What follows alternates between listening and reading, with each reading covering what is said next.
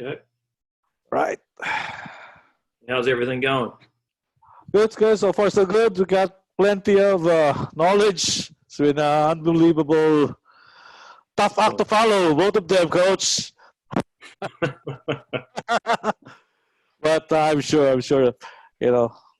So we got the participants flooding in now as we speak. Again, would like to welcome you all to the third session. I know the flow offense has been very popular, especially uh, the Australian national team runs it, and we played against the flow offense, and so it's a bit similar to what Coach Ryan. There's some similarities with the Coach Ryan's offense, but uh, we'll see how Coach Aaron follows it in his flow offense and how different it is. But without further ado, I'd like to introduce my co-host for tonight. Of course, Doc Teddy, sports psychologist. He'll be on the panel. Teddy, say hi. Good evening, Coach Ariel. Good evening, Coach Aaron. Good evening. How you doing? Good, Coach. Yeah, I would like to introduce Coach Aaron. He was 9 years head coach at the Canes. And now he's an assistant coach with the Charlotte 49ers. He was NBL Coach of the Year in 2017. And he's very well known to be the proponent of the flow offense. And I'd like to give you the floor, Coach Aaron. Good morning to you and good evening here in the Philippines. Yes. Yeah, well, first of all, I would definitely thank everybody for joining in and signing up. It's obviously a unusual time around the world right now with the COVID virus flying around. It's definitely changed the way the world operates. But as basketball coaches, we always want to upskill and improve our knowledge. And these people that are putting all these clinics on around the world, it's a credit to them to organize it. And I hope everybody out there is staying safe and healthy. And we're into week 5 of our lockdown here in Charlotte. I've not seen the other coaches for 5 weeks in person. We've just obviously been doing coaching meetings and so on and so forth online. But let's get stuck into this flow. I ran flow in Australia for a long time, and with the junior programs as well. We implemented a system from our under 12s all the way up through to our under 18 junior programs, and then into our semi-pro team, and then into our pro team, the Cairns Taipans. And so we tried to build a real good understanding for our entire club to understand how to run this offense. So I'm going to break into the segments. I'm going to start with just the early transition stuff that we looked at. So I'll share my screen here.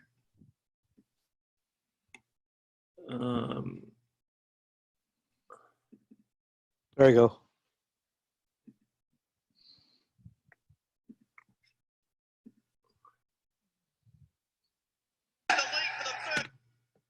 Let's get rid of that.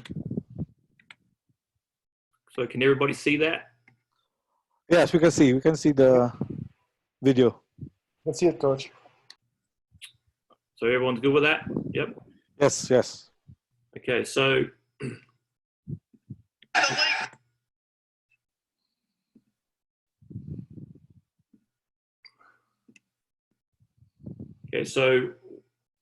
we used to like to run step-up screens, drag screens, find the post early, a step-up screen into a drag screen. We were very into the defensive end of the floor. I expected a lot from our guys defensively, and I always felt that it was an opportunity for them to get out and transition, express themselves, and have some fun with it and some freedom. So here are some concepts that we looked at, just an early transition. First one here is a step-up on-ball screen, obviously in the backcourt, obviously very very common action in the international game. Another step-up screen here. So whenever we would set the step-up screen here, the opposite big, who was here, would always dive and put pressure on the front of the rim. As you can see here on this action, which he ends up getting the ball.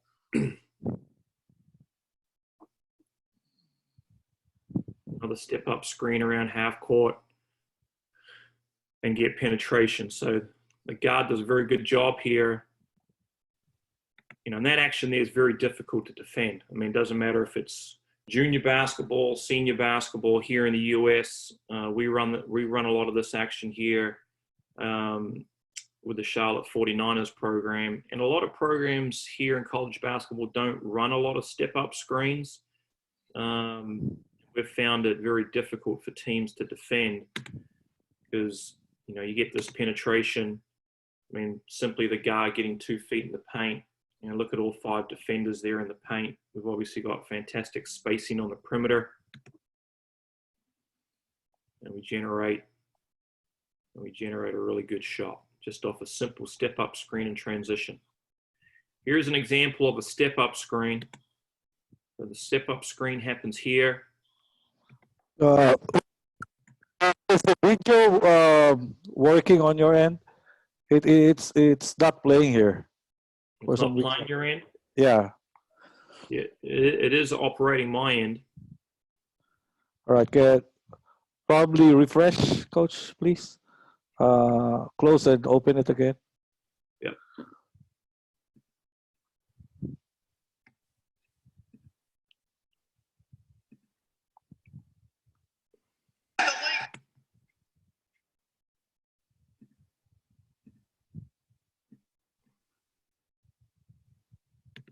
Is it operating your end now?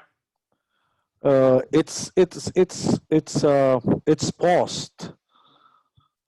Is it a little jumpy? It's frozen. It's frozen. It's not. It's stopped on the ball screen. Let me see if I can. Okay. Instead of trying to run it through. Probably on QuickTime. Yeah, I might try and do it on a QuickTime movie here. Yeah. So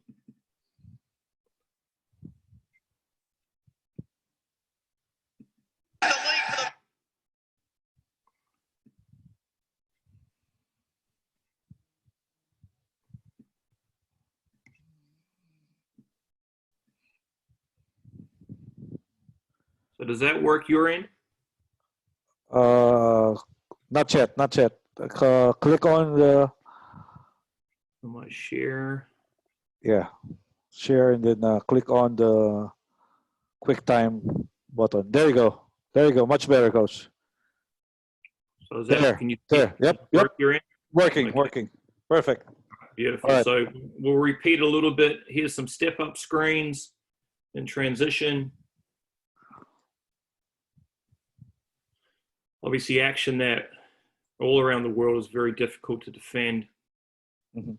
And I guess just trying to rewind and play here on QuickTime be a little bit different, but just example I showed before, just coming off that step-up screen and transition, and the guard being able to get our point guard being able to get into the lane like this with all 5 defenders in the lane. You know, that's exactly what you want to generate in transition. You know, it's not ideal just to come down and pull up and shoot a 3. It's always great to get penetration to see if you can get a layup to start with, and if that's not there, then obviously the kick out action, which generates, you know, we've got some good ball movement here with long closeouts being created, you know, which opens up a very good shot. Here's an example of a step-up screen into a drag screen. All right, so as I spoke earlier, we look to operate in transition in these ways: step-up screens, drag screens, step-up screen into a drag screen, or finding the post early. So a good example here of being able to explore off the step-up screen, which happens there. That's not there, so we we don't have to throw this pass back. The guard here could simply keep the ball and just work off this drag screen. So this drag screen set in an outstanding spot right here, foul line extended, and we've got very good spacing on the weak side, which as I get into this, you'll see how we'll get into flow from here. But a good example here of the drag screen, which generates a shot there. Here's another example of a good step-up screen right there. Very good step-up screen, creates a lot of space for the point guard.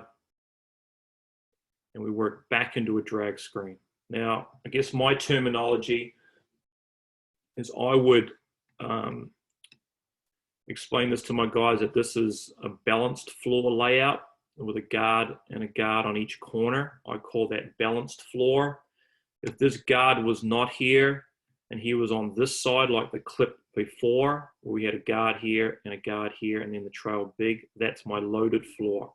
So we can operate off a step-up screen and a drag screen off a loaded or balanced floor. But I'll just play that at game speed. And you can just imagine how difficult this is for this defender here to defend this action here. He's got to operate, he's got to negotiate that step up and then straight back into a drag screen, and puts a lot of pressure on the big guy as well at the same time to be able to deal with that. So here we are, just an example of a simple drag screen.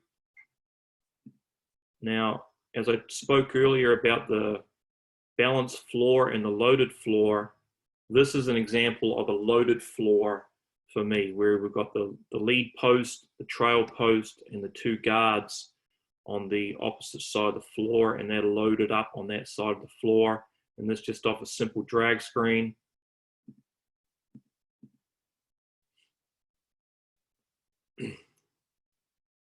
Which obviously just generates good pace and transition.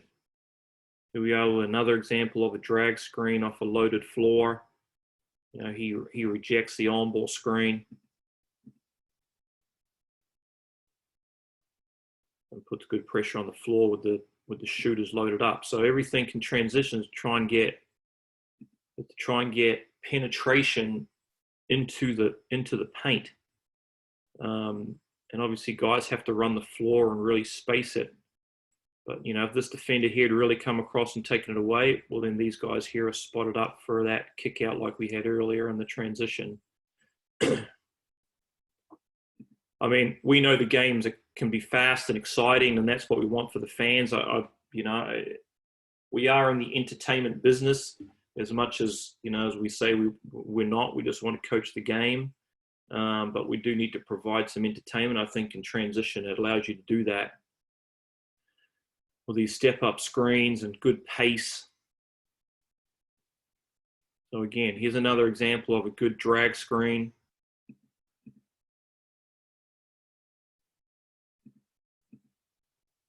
So you can see our point guard here, Scoochie Smith, did a really good job of basically drawing three defenders here. And these guys, again, are well spaced. As we all know, that's probably not great defense, been hanging out there on the weak side. But, you know, look at the shot that he creates. In any type of penetration, you want to try and create long closeouts. And that's how I always try and explain it to our players, is move the ball to create long closeouts. So this guy here had to go close out from here to the ball, which generates a long closeout. It gives this shooter here an opportunity to, this player here an opportunity to shoot the ball or read the closeout. Obviously, it's a hard closeout. He's able to go by him and get on the rim. So just watching that clip with good pace without me stopping it all the time. It works off this drag screen, get penetration, draw the defense, creates a long closeout, attacks that closeout, and gets on the rim. Now, just some reads here on what do you do if the defense defends on balls different ways. So here's a drag screen against a hard show on the on ball screen. So the defender here on the on ball big, he hard shows, draws two defenders, and that's what you want the ball handler to create Finds the rollout man. All right, we've taken 2 guys out of the play. Now it's 4-on-3. All right, so we create so excellent passing decision here. Get rid of the ball quickly. Get the ball out of your hands quickly. Don't hang on to the ball off the on-ball screen. Draw those 2 defenders, and then he had 2 decisions here. He could have passed here or passed here. He makes a good quick decision out. Again, defenses in rotation generates an open shot. Here it is again on a hard show. Hits the roll. All right. And our rule was if we did hit that roll man, all right, especially if it's a non-shooter here, which it is here with Nana Igwu, he would put pressure on the front of the rim, which he does a good job of here. We find him, excellent kick out opposite. All right, again, so coming off those on-ball screens, again, hard show on the on-ball screen, quickly get rid of the ball. Again, turn it into a 4, 1, 2, 3, 4 offensive players against these 3. Something's going to generate if the ball's moved quickly. So it's moved quickly here, creates a wide open shot. Okay, what do we do when teams switch on drag screens or any on-ball screen? The way I used to teach it was to try and seal off that defender. So you can see this offensive player here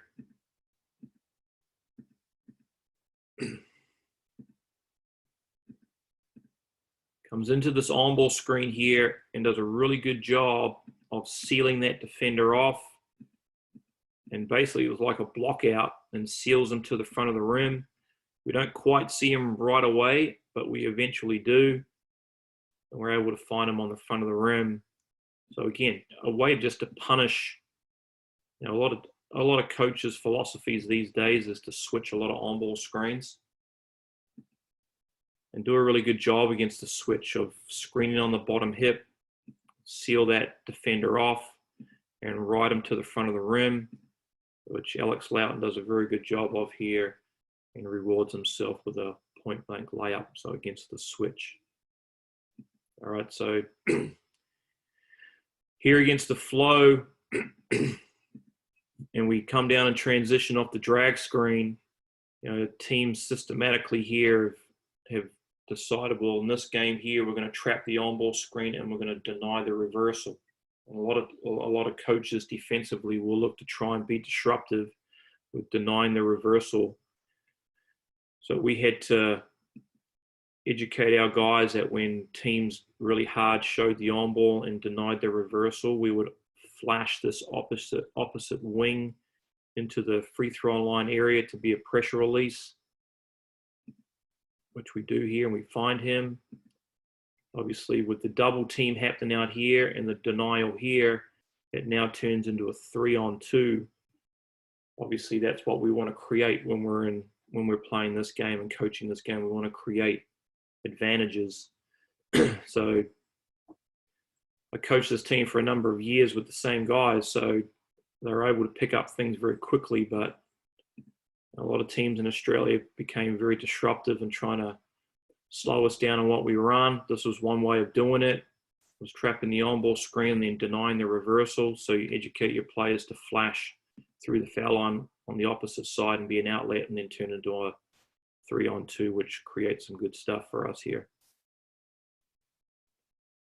Okay, another example here of defending on-ball screen and transition is teams that like to down it or ice it, but in essence pushing the offensive player off the on-ball screen and not allow him to use it. So we used to call this action like throw and go action.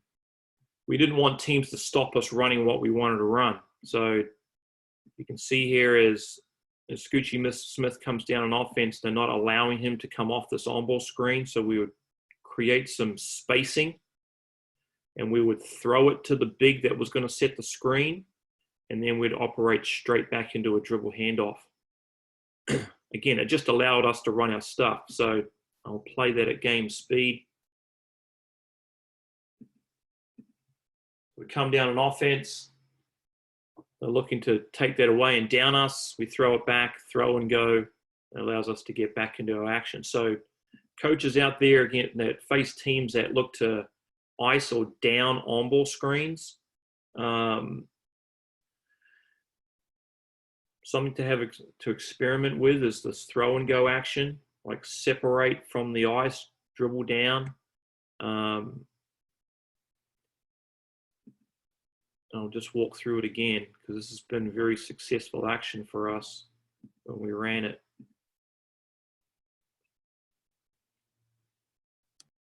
So at the point there, you know you can't come off the on-ball screen.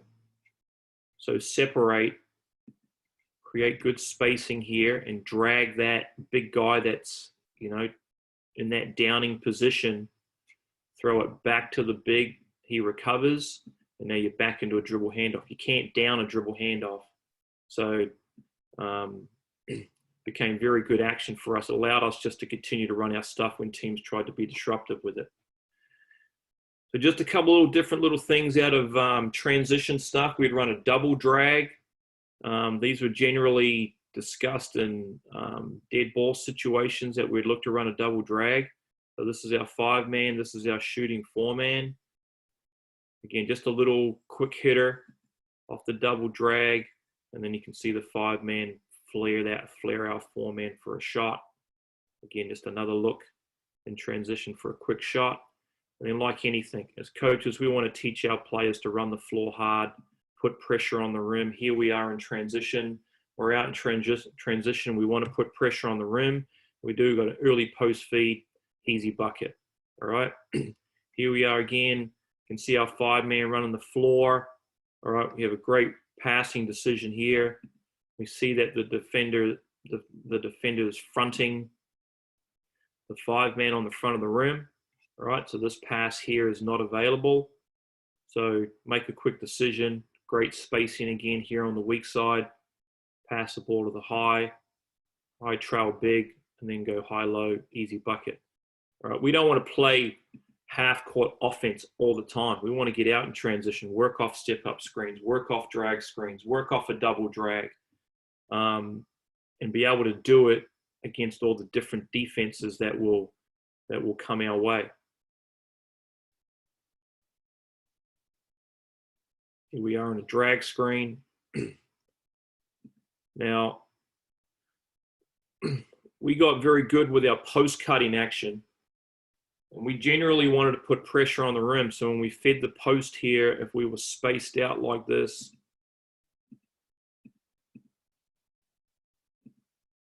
whoever this guard here was had to put pressure on the rim, which you'll see here. And then the trail big would screen this defender here, and we're trying to open up the shooter on the weak side. So here on this example, we hit the post early, and we put pressure on the rim, get an easy layup. Here we are on a post feed. Okay, so reading the defense. A pretty easy way to generate a bucket is hit the post. This offensive player here looks to cut back door, but obviously there's a defender here, so there's no layup. So his read and our coaching for this player was to try and screen in, and the trail big would look to screen in also, which they do here, and they generate an open shot on that weak side.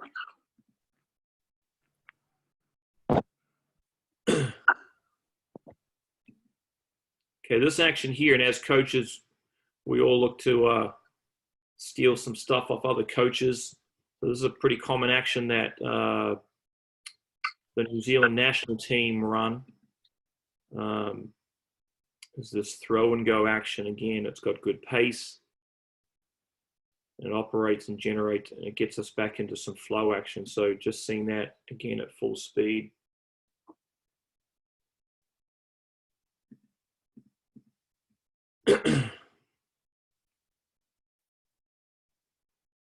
So this has been off a made basket. Teams are just in full court man-to-man. I did not have our big guys take the ball out of bounds. I always had my 1, 2, or 3-man take it out of bounds. Just it gave us more ball handling here in the backcourt. Obviously in Australia, so many teams pick up full court. They press, they run and jump. They just try and be disruptive full court. So with us, we were able to get into this action quickly because our two big guys were down the floor. So again, throw it up the floor, hard pressure off the cut. Again, flip it across, flip it back. And then we're back into flow action here. And we've got good pace. Here's good ball movement. You've got the weak side cutting action off the post feed. And it just has the defense scrambling. So now just get into some flow, stuff. We always used to coach that we wanted to have great pace in transition and great pace into our offense. So I didn't want us to have pace into in transition and then take forever to get into flow and allow the defense to get organized and match up onto the preferred matchups. We wanted to generate great pace in transition and then have great pace into our offense and then have good pace during our offense. So I did not want the ball to stop. Players had to make quick decisions, catch and shoot, catch and drive, catch and pass, not catch it and dribble 7 times and play like you're in the Harlem Globetrotters and then, oh, nothing's there and you've wasted 5 seconds. Like the ball need to continually move. So here we are in transition. So here we get into flow. Now as I talked earlier, this is a balanced floor lineup. Here's the ball handling point guard. We've got a guard on this side and a guard on this side. So this is a balanced floor with a lead post and a trail post. So when we work into the open on-ball screen, I always wanted our guys to try and knock this defender down, or if you could simply just reject the on-ball screen and rip to the outside and get onto the rim. Promoted that all the time. So you can see an example here. The defender tries to cheat the on-ball. Again, just a simple rip to the outside, gets onto the rim. Here's another example here off the balanced floor. Guard, lead post, trail big. And sprint into the on-ball screen here. Again, reject to the outside, get into the paint. And as I talked earlier, we want to generate long closeouts. So we beat this defender. We force this defender here to have to help. We throw this pass across the sideline, across the baseline. We create a long closeout. Move the ball to create long closeout. So again, this defender here is in a long closeout situation, which he can't get to the shooter, and we're able to get a shot off. So again, in that open on-ball screen, look to rip baseline anytime you can. Now here are some different examples of how teams could defend on-ball screen. So this is against the low show of the big. So this big here is in a low show. He's in a, however you term it, drops, low show. He's not impacting it. He's sitting off and trying to catch the guard as he comes off the on-ball screen. Now guards have got to get downhill. Got to get downhill and engage him, which he does a good job here. He engages him, creates a passing pocket right here, and our big guy's on the rim. Again, I'll just play that again. Off the low show, gets downhill. Probably could have got downhill a little bit better, got a little sideways. And I think it's important as coaches to, against teams that low show like this, is to come off the on-ball screen, and that first step is downhill towards this defender. Don't come off it and just go sideways. You're not putting any pressure on the rim. Your job as a guard coming off the on-ball screen is to try and draw 2 people, your man and the helper. So if you can get downhill and he has to engage in the ball, then it opens up this action here. So off low shows, get downhill. Another example here, good pace in transition, good ball movement, The ball's been reversed quickly against the low show. The shooter comes here and just has a massive pocket to open up and knock down that shot if you're a very good shooter. Here's a good example of getting downhill. All right, excellent screen set here.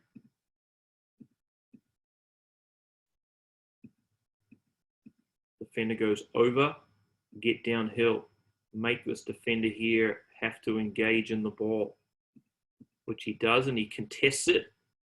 All right, so the ball handler's done a good job of getting downhill and into the paint and drawing his man and the helper, which leaves the big guy open. And in this example here, he's able to come off it and just clean up the miss. Okay, as I said earlier, in transition, when we set the drag screens, about our big guys trying to seal off the defender when they switch. So Alex Loughton does a very good job here of trying to seal him off and get to the front of the rim, which he does. All right, defender does a good job being physical, but probably in this example here, we always wanted to move the ball and look high-low. It's harder to double team when the pass comes from the top. We make a good decision here of passing it back. I would have liked this offensive play here just to hold his seal in the paint instead of releasing and coming to the block. But again, those teams that want to switch, teach your big guys to seal them off and get to the front of the rim. Another example here against the switch is a very good example here of sealing off. He takes his time. He gets that defender on his back and seals him right to the front of the rim for an easy little layup right there. So again, coaches that have to defend against, have to offensively play against teams that want to switch, teach your players to seal them off. Coming to the screen here, you can see 13 here. Just takes his time and gets him on his back and seals him off and runs him to the front of the rim. Very difficult to defend. The only helper here would be this defender here. And again, teaching your players to read the defense. There's no high-low because this defender's really got in there. Then you'd throw that corner skip pass for that shot. So again, against teams that want to switch on-ball screens, teach your big guys to seal them off and run them to the front of the rim. Again, early in transition, we talked about those teams that want to down or ice. What's typically your language on downing or icing on-ball screens in the Philippines? It's either we call it ice, we call it baseline, or we call it blue. Okay. So if teams were bluing, this is what we would do. The number 3 here would dribble down and separate. Creates great spacing here. He's drawn that big guy. Remember, off any on-ball screen, you want to try and draw 2 people. So he does a good job here of doing that. And then we throw it back to the big and go straight back into a dribble handoff. This big guy is obviously caught way down here, and now he's able to come off that on-ball screen. The defender goes underneath, and the offensive play makes a good decision there of shooting the ball. Okay, so again, in drags, you can see how our philosophies and systems in transition off drag screens is exactly the same when we get into the half court.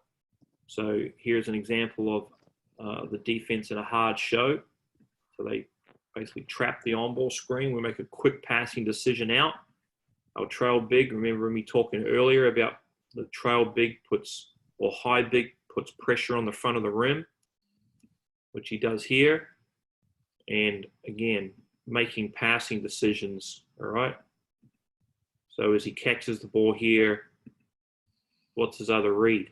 Obviously to find this shooter here in the corner. So if he didn't feel like he'd make a move around this defender who rotated, that he would make that passing decision, which you saw earlier an example of our big guy going straight down the middle of the lane and then kicked it to the corner, and we had a wide open shot. Just a quick question, Coach. So do you designate your big if he's got a roll, he's got a short roll, or roll hard to the basket? Do you designate based on their tendencies? I do. So earlier on this example here of the drag screen, this is just us in flow. If this player here was a shooting 4-man, he could hold, and you'd simply just pass it to him, and he could shoot it. If this was a shooting 4-man here, he could screen and pop behind the 3-point line and shoot the 3. The 22 here was our 5-man. He was a non-shooter. He could shoot, 10 feet maybe. He could roll to the mid-range area if he felt like he could shoot it from there. He obviously here is not a shooter to keep the floor spaced, so he has to put pressure on the front of the rim. But your question, like if teams were really trapping the on-ball screen, yes, you would short roll because you want to get rid of the ball quickly to the short roll, and then that player here, which basically is what's happening here, as we come off this on-ball screen, the on-ball player, he's obviously double teamed. He just wants to get rid of the ball. And that's what I always used to teach them, is I want the ball quickly out of your hands to either this player or the player across the top of the floor. And then they are the decision makers. They are going to be the assist maker. So here on this example, he quickly gets rid of it, and we make a quick passing decision, and there's the assist. So does that answer your question?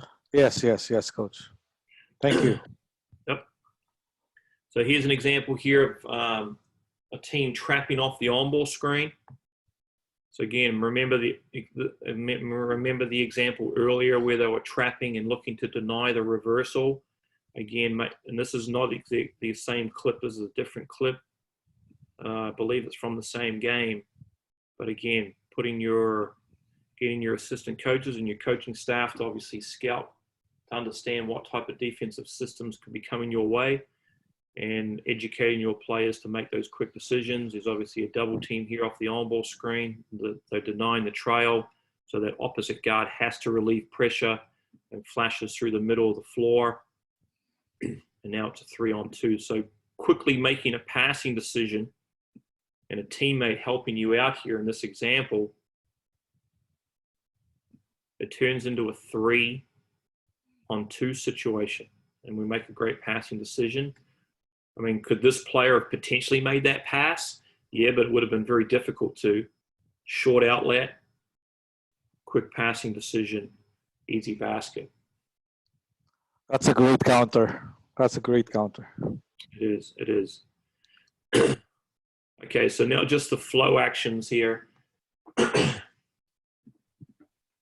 Here we are off the open on-ball screen. We get into the back door. So we'll start getting into some familiar actions that are with the flow. That was obviously the reversal here. Back door, dribble handoff. Again, getting the guard to get downhill.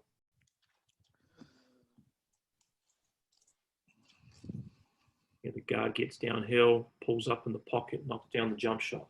So this is backdoor dribble handoff. This is the basic action of flow. Backdoor, dribble handoff, nothing there. Again, backdoor, dribble handoff against the low show. Again, getting downhill, right? Teaching your guards to get downhill and not sideways against teams that want a low show. So number 11 here, Scoochie Smith, does a very, very good job of getting downhill. He draws 2 people, and that's his job. His job off the on-ball screen is to draw 2. He's a little sideways. He probably could have got down into here a little bit better, but he does draw 2. This defender here is the one left on the aisle and have to try and defend a big guy getting on the front of the rim.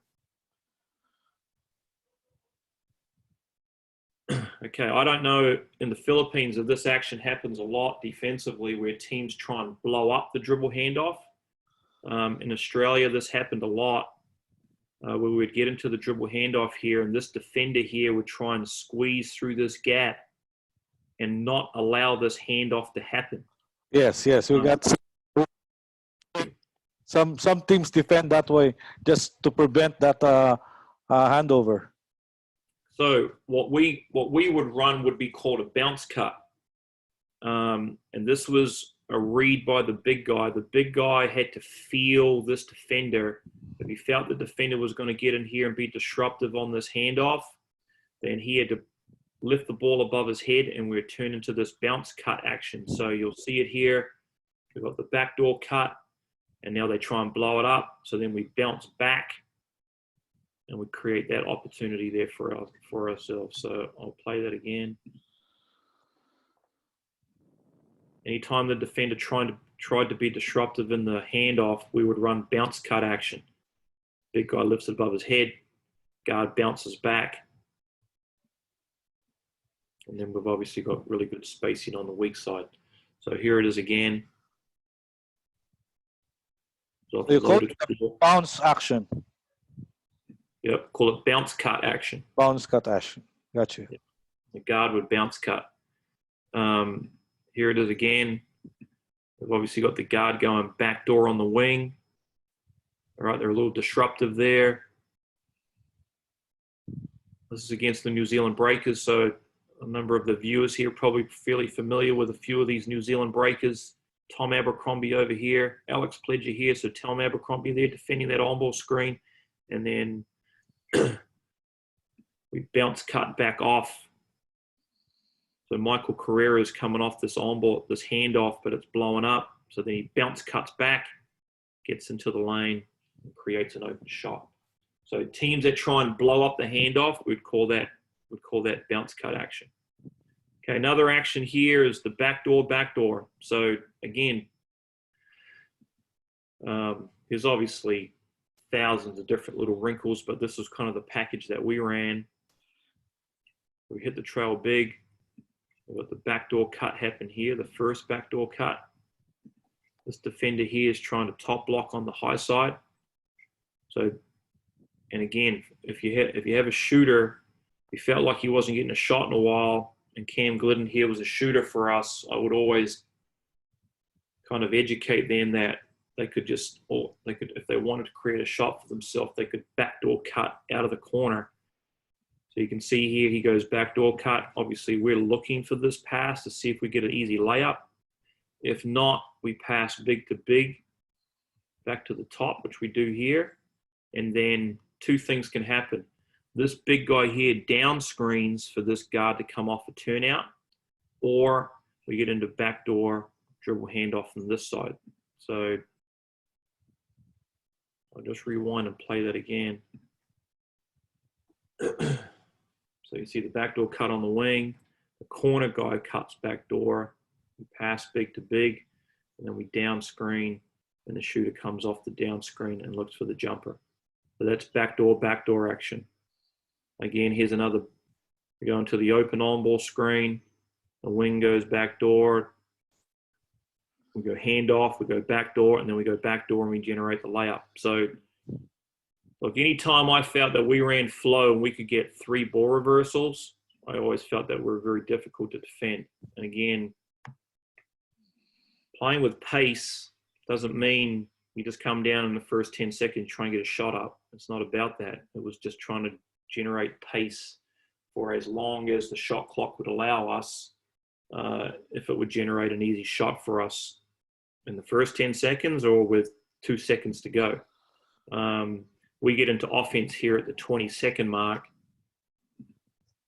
We've got the open on-ball screen here, lifting big, backdoor, handoff, backdoor.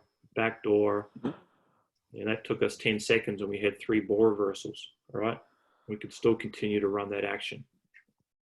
So you don't have to score for 7 seconds and then, they can freelance on the last 7 or something like that? Yeah, we would. I definitely tried to get our guys to stay very disciplined and structured in our stuff. I guess when it got probably down to the 7, 8, 7, 6 second mark, we're definitely starting to operate off an on-ball screen, or if the ball's in the hands of a guard that can really generate a shot for himself or has the ability to break his defender down and get into the paint. We always wanted to try and get paint penetration in that last 8 seconds, and not just dance behind the 3-point line and shoot a three. I wanted them to be able to break the defender down and get into the paint, play off 2 feet and finish, dump off to the big, or kick out to the perimeter shooters. So, yeah, trying to instill that poise and patience in your players is really important, and not to panic. It's okay to take a shot with 1 second on the clock. All right. Another little wrinkle here. Here we are getting to the open on-ball screen. Now, again, coaching your players, all right? It is pointless for number 10 to cut back door when the defender of this player is standing in the lane, because there's no scoring opportunity for him. So we would down screen in this action. Number 10 would see that, and he would simply cut back door and down screen, which you'll see here. He down screens. Travis Trice has to cut right around the outside of that defender. You know, now there's good separation here, and the defender's chasing. So again, making that read. Number 10 cannot cut back. I mean, he can cut back door, but there's no scoring opportunity. So how can he help his teammate? Well, he can help by down screening. So this is a down screen dribble handoff. And again, against low shows, we want these guards to get that first, that plant that outside foot and get downhill. We go a little sideways off this on-ball screen, but that simple down screen at the start of the offense just created enough space for our guard to pull up and shoot a mid-range jumper. So again, when the defender's standing in the lane, that defender of the corner defender, we want a down screen here. Now we down screen here on this action here was probably not quite the right read. He probably should have gone back door, because look at all the space in here. He should have just cut right through there and looked for that layup. But he chose the down screen. We curl. So again, just having some variety. I think where flow becomes predictable and easy to defend is when you do the same thing all the time. When you have some variety with your cutting is when it becomes very difficult to defend. Oh, yeah. So we have all these different cuts. I assume that's, I don't know how detailed and how many layers teams have in the Philippines, but this is just the basic flow stuff with all these different little reads. Now, if we wanted to generate more space for this offensive player here, instead of cutting backdoor, we would simply, what we called a CJ cut, and we would cut from wing to wing. We would just cut straight through the free throw line to open up more space here for this defender here to come off the arm handoff or simply go back door. So I'll play these clips here. We've got a CJ cut through. And we obviously get downhill off the low show, which creates a good shot there. Why is it called CJ? We go CJ Bruden? CJ Bruden. So all right. Yeah. I called that cut after him because when he played for the New Zealand Breakers, he used to run this cut all the time. And he knows I call it that because I told him one day, in honor of him, I called it the CJ cut. So, yeah, very good pickup there. So we get organized here. Again, you can see the wing offensive player here. CJ cut through the free throw line. You can see this offensive player here just open up all this space. Generally, if he backdoor cut, he'd go through there. Here on the CJ, he goes from wing to wing, and the point guard here would slide to the corner. So again, when you CJ cut, if it comes back to the other side, it allows your point guard to come off the dribble handoff on the second side of the floor. Just for the attendees who doesn't know, CJ Bruden is a former national team player of Australia, one of the greatest boomers. He's now an assistant coach with an NBL team at Perth. Am I right? With Brisbane Bullets. Brisbane. Sorry. Yep. CJ was an outstanding national team player for many years at the point guard position, and he's got into the coaching field, which is great for him to give back to the game. I was just talking with Coach CJ just earlier. Okay, excellent. Yeah. I haven't spoken to him in a while, so I know they had a bit of an up and down season this year. Mm-hmm. Here we are with the CJ cut and the backdoor cut. So again, this generates that good space which I was talking about. So this wing offensive play here kind of cuts through this area here, and it opens up that backdoor cut for a good layup there. Now, if we do not get that backdoor cut layup, then again, it's a little bit like the backdoor, but this time it's the CJ cut backdoor. Just a little subtle change. Typically, we would go big to big and pass back to this big, but this team here looks to deny. So we would just turn into a pin down handoff, which our guys get organized and get into that action right there. Here we are again. Goes back door. Now, teams used to try and top block us. That's what we called it defensively, and I'll explain it here. So they knew that the down screen was coming. So this defender here would try and top block us and not allow us to go off that down screen. So teams that did that, we would look high-low and throw straight down the middle of the floor. So you'll see it here in game time. Goes back door. He's looking to go off the down screen. They top block, and so we throw it straight down the middle of the floor and get a layup that way. So can't take everything away. It's just about educating your players to make the right passing decisions. So we're doing a lot of 3-on-2, 3-on-3, 2-on-2. Yeah. Breakdown. Okay. Yeah, a lot of 3-on-3, a lot of 4-on-4. At practice is just to get your guys to understand how to make the appropriate reads against the changing defenses. In practice, I would get our guys to, they could defend any way they wanted. They could top block, they could switch. Here's an example here of us CJ cutting through the free throw line here with the wing offensive player. This defender here is trying to be disruptive and blow up this handoff.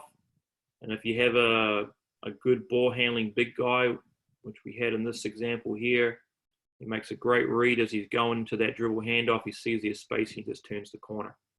And again, just making those appropriate reads. Now, this action here, you can ask me why I call it the Irish cut. I don't really have an answer for that. I just call it that because it's Irish cut. It's just a bit different.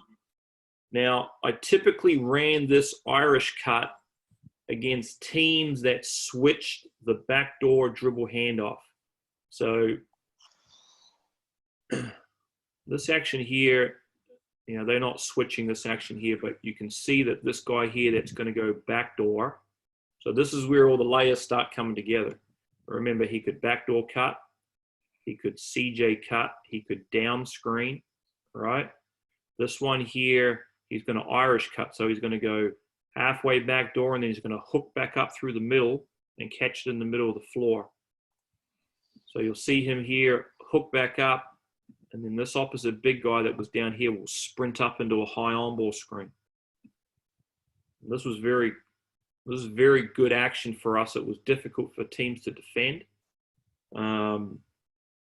Again, it gives some variety to our cutting action. So here we are going Irish cut into the high on-ball screen, which if I paused it right there, that just looks like horns, right? Yes. It's a double high on-ball screen with two guards in the corners, right? So this was kind of our way to get into horns, but after some movement. it makes it harder to guard. There's some movement going on, and then we're into horns action, which has our big guy sprinting up into this high on ball screen. He's obviously the 5-man, so he's going to roll as the 5-man, and the 4-man's going to pop. We go high-low.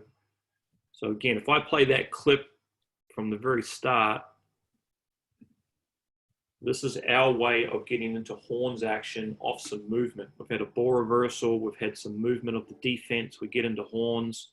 We throw it back to the top. We look high-low, like what you would if you just ran a typical horns. Here we are running the Irish cut again. So we get a backdoor dribble handoff. This time we Irish cut back up through the middle. And again, we're back into horns action here. Again, it was good movement. Good player movement, good ball movement. Here we are again back into horns action, which is the Irish stuff. We get good penetration.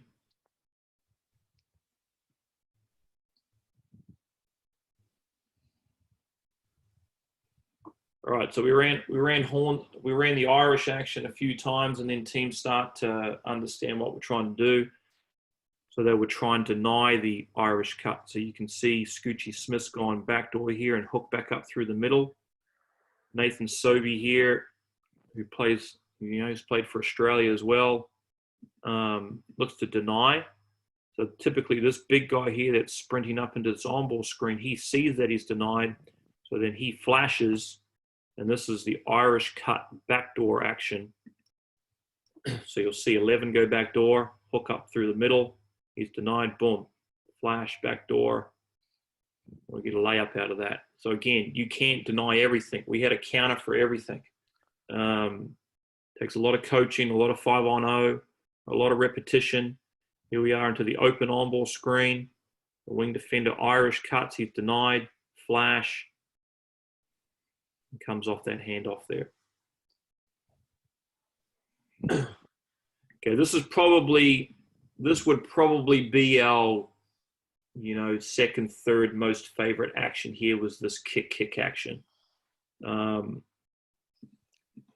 this example here, we're basically working off a drag screen, but we're into flow, all right, off a loaded floor. Lead guard, lead big guy, trail big, guard, all right? And the education that we taught this player here was to read this defender who's guarding this man.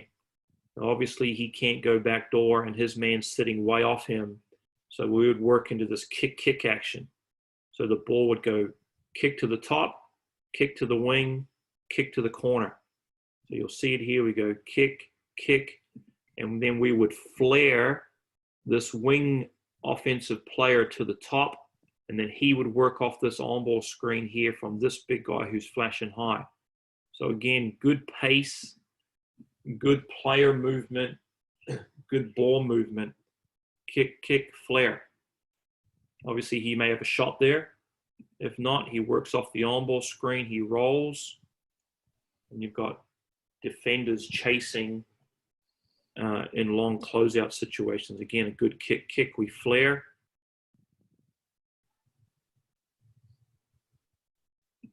So I'll play it again. This is against the Perth Wildcats. Kick, we flare. We work off the high on-ball screen.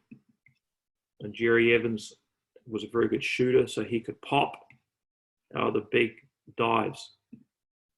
Again, the defense is always chasing. So here we are in transition, working off a step-up screen into a drag screen, and we kick it, and we kick it, and we flare.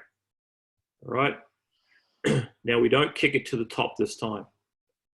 So to keep floor spacing, this guard here will flare off the top, and he doesn't get it, so he flares to the wing and pushes this guy down, and then we work into this on-ball screen, and this big flash is high, which is here. And this is just like an open on-ball screen. If we didn't have no action here, you'd kick it to this big guy at the top and then work into our backdoor dribble handoff or whatever we wanted to work on that side of the floor. So I'll just play it at game speed so you can see the whole clip. And we just continue to step up into a drag screen, kick, flare them, not there, because they're playing so the defense is so stretched. Okay, again, educating your players to make reads. So this was the corner skip. The big guy that caught at the top is looking high-low and has to read this defender here who's guarding this offensive player in the corner. So he can't throw the high-low pass because he's taking that away. So we'd look to, there was two reads they could make. They could kick it, or they could just corner skip it, which we do here. We corner skip it, again, creating another long closeout. It's about making passing decisions to create long closeouts because they're the hardest thing to defend.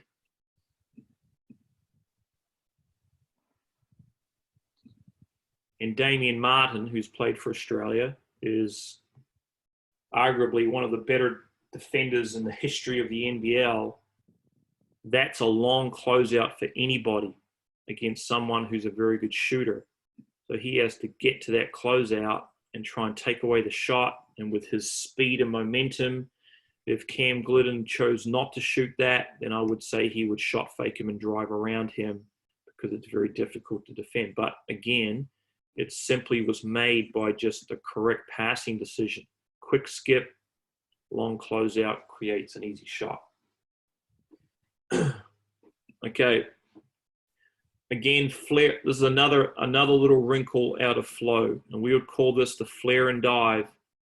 Now, instead of this guy going backdoor or down screen or CJ or Irish, another action they could run would be to flare. So the corner offensive player would come up and flare the wing. And we flare him, we create a wide open shot right there.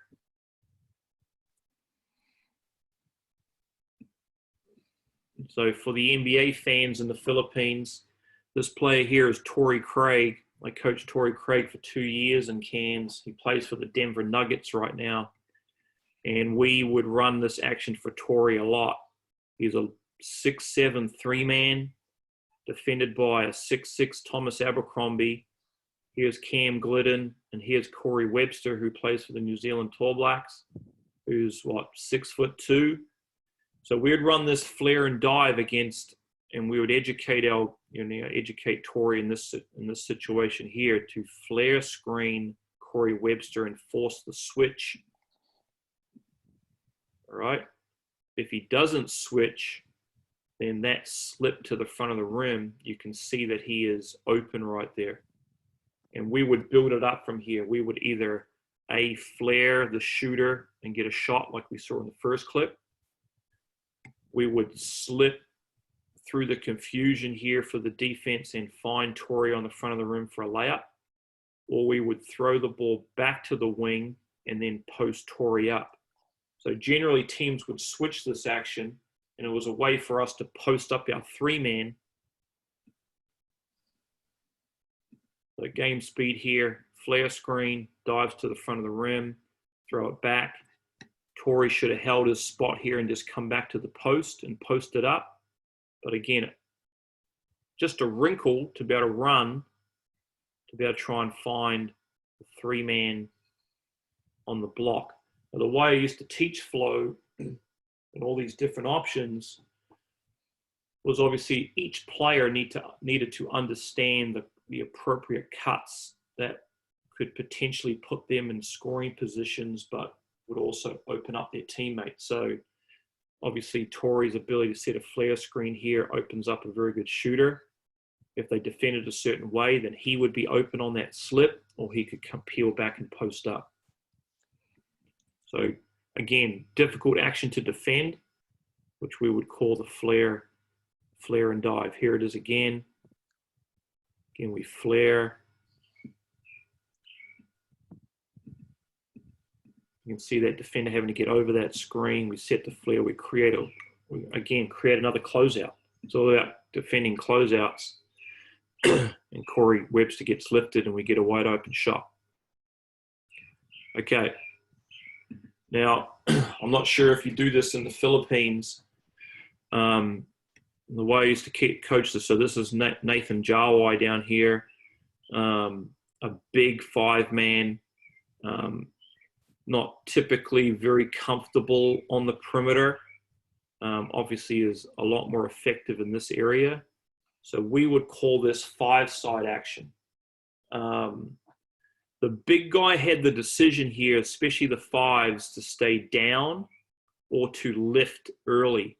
So here in this action here, he chooses to stay low and steps across and looks to step up and step in and post up. So we've got the open on-ball screen here.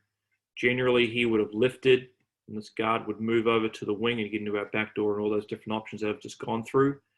But here in 5-side, there needed to be some communication, just eye contact, some verbal communication. You can see Nate here pointing to the point guard to move off the wing and pull back up into the seam area. We'd come off this on-ball screen and throw it across the floor. Now, the defender here standing in the middle of the lane, so Nate then steps across and looks to seal up. He's wide open there. We're probably too high here on the floor to be able to find that post feed, but that was, again, a cutting decision for him that he could stay low and get into a post-up situation. So again, this is where he stays down. Now his reads were this: if he couldn't step across and get the post-up, as the ball got moved across the floor, he would be sprinting up into a punch screen, into a step-up screen to keep ball movement. So we come off the open on-ball screen, pass across the floor, step up here. This action had 3 reads. 1, he could step across and post up. 2, he could sprint up the floor and set a punch screen. 3, he could flash to the elbow and we would throw it to him and then we'd work off that action. So again, unpredictability, right? He can do 3 things. He can post up, he can flash and screen, or he can flash and catch it. So the first clip here had him step across and post. The second clip here, he flashes and wants the ball caught on the elbow. And so we basically work into a backdoor dribble handoff. But here we go backdoor, backdoor. We throw it big to big, and then we get the down screen. All right, but then they try and top block, which we talked about earlier. And so we throw the pass straight down the middle of the floor, and we get the layup. Here's another example of 5-side. Come off the on-ball, we flip it across, and now we punch screen. So you've seen all 3 examples there of what happens if the big guy stays down instead of lifting on the ball reversal. If he stays down, he has those 3 options. He can flash and catch, sprint up and do an on-ball screen, or step across and stay low and post up. Okay, so now a counter. What happens if you come down off a loaded floor, which is this situation here? Point guard, trail big, guard, guard, lead big. They deny the reversal. So what do? Well, we used to call away. We would run this away action. So the trail man would screen away. He would turn. And if you think about what we just ran in 5-side with the big flashing and catching, this is what this action turns into. Guard flies off, we get into a dribble handoff, nothing there, lifting big, backdoor dribble handoff. Oh, we're in bounce cut action. Generates a shot. So let's have a look at that clip all the way through. You can start to see some things starting to tie together. So we away screen, we hit the flash, backdoor cut, dribble handoff, nothing there. Backdoor cut, oh, they try and blow it up. We bounce cut, he goes underneath, generates a wide open shot. So again, very good pace, very good ball movement. Here we go away again. We away screen off a loaded floor and we turn around and screen again. So again, being unpredictable. Clip before, this big guy here that screened away could stop and pivot on the elbow there and catch the ball. This time here he screens away and he flip screens and goes re-screens it right, and dives, which this here is a little bit like the Irish cut, where this big is lifting and this guard is moving to the corner, and you're basically back into your horns action with the two bigs high, and the 5-man's a roller, and the 4-man's a popper. So he lifts, 4-man lifts. Here we are again with away screen. He flips screens and screens again. Jerry was a pick and pop 4-man with our 5-man down, so he pops, all right, but our guard gets on the front of the rim. Okay, another little wrinkle here in elbows.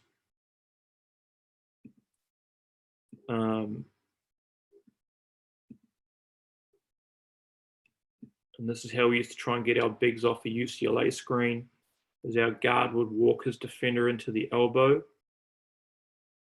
We generally would call this stuff out of like timeouts or dead balls for a little quick hitter. So our corner offensive player lifts and we hit the wing, and then we UCLA the big guy off a back screen for a layup right there. So I'll play that again at game speed. Open on-ball screen, ball reversal, wing offensive player walks in and we brush the big guy off a UCLA screen. So here we are again with it. Again to the open on-ball screen here. Turns in back screen, not there, work off the high on-ball screen or a step out catch and shoot. So again, another little wrinkle. Another wrinkle here is what we would call the corner wedge. And this was for a ball handling 4-man. So the 4-man that catches it right here, Stevie Way. We would CJ cut again, another little wrinkle out of a timeout or dead ball. And the corner offensive player would sprint up and set a corner wedge screen to force a switch. And then obviously we've got our 4-man against a smaller guard in the post. We create a switch. We create a mismatch. Okay, another wrinkle here. Just another little set play out of our stuff. If the point guard here chose to dribble over the top of the trail big, then it would automatically trigger a cross screen, down screen. So here we are, generally would come down the floor and hit the trail big. He'd work into the open on-ball screen. This time here, the point guard dribbles over the top, which triggers that guard here to go backdoor and set a cross screen and work off the down screen. Again, just another little set play, a little wrinkle. All right, here we are again. We rub over the top, turns into the cross screen and down screen. Gets our big guy on the front of the rim. So again, just a way to, obviously as coaches, it's all about trying to keep players happy with touches and so on and so forth. And again, just being able to make the reads, right? So when we talked about Irish earlier, the Irish cut earlier when they try and deny. So here they switch. So they deny here, we hit the high post because they've switched it, creates a mismatch. We get our bigger 4-man against a smaller 3-man, creates great scoring opportunity there. Again, here's the rub action with a little wrinkle. The defender looks to cheat the cross screen, and this is our 4-man down here underneath. The defender tries to cheat over the cross screen, so then he just makes a counter cut and he just flashes off the down screen and creates a wide open shot right there for himself. Again, another closeout. So again, just all these different little counters, all right? So we had the away screen action off a loaded floor when the trail big was denied. Another counter here when the wing is denied, all right? So here we are off a balanced floor. We've got a guard on this side, guard here, lead big, trail big, point guard. The ball reversal is denied. So we would work back into triple, all right? So dribble handoff with the point guard, and it basically turns into floppy action. It basically turns into turnouts, all right? So triple turns into floppy action.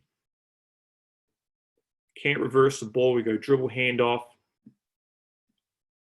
The lead big here hooks up and sets a screen here. So I didn't like our guards just to cut underneath.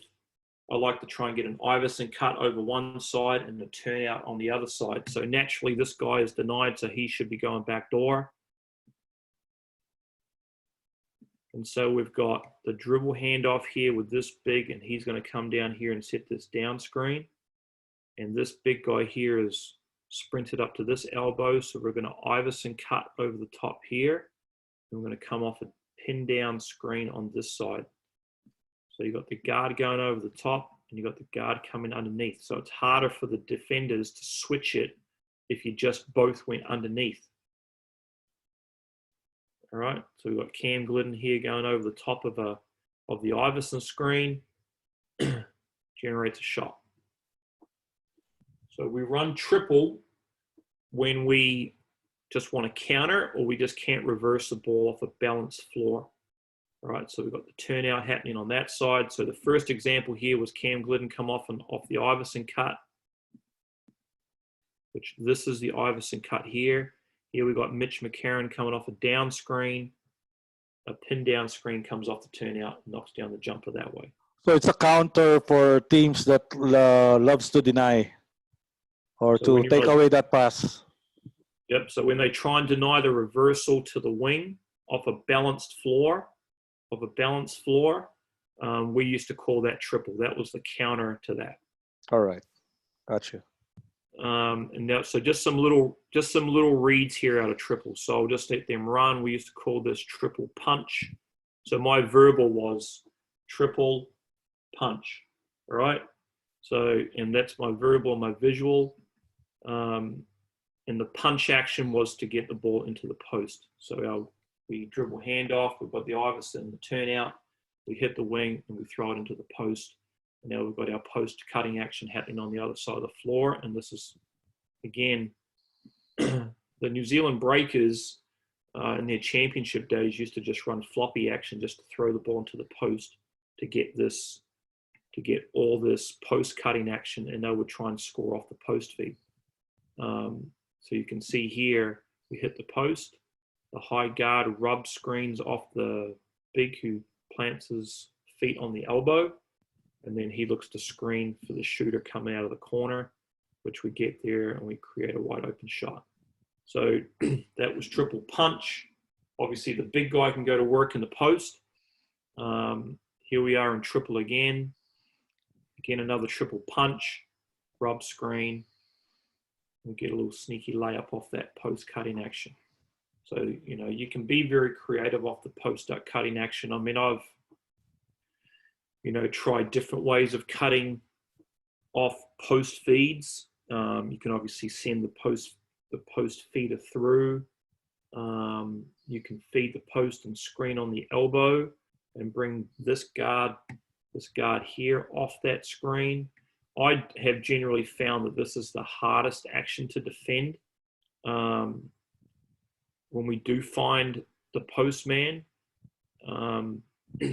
but again, as coaches, it's just experimenting with what you find is effective. And I did this in the NBL. I mean, I was an assistant for 8 years and got to coach with some very, very good coaches. And just through my own upskilling, you try different things. Well, this season I'm going to try this. This season I'm going to try that. And you find what works for you and what your players find productive. And then you end up kind of mastering your craft, if you know what I'm saying. So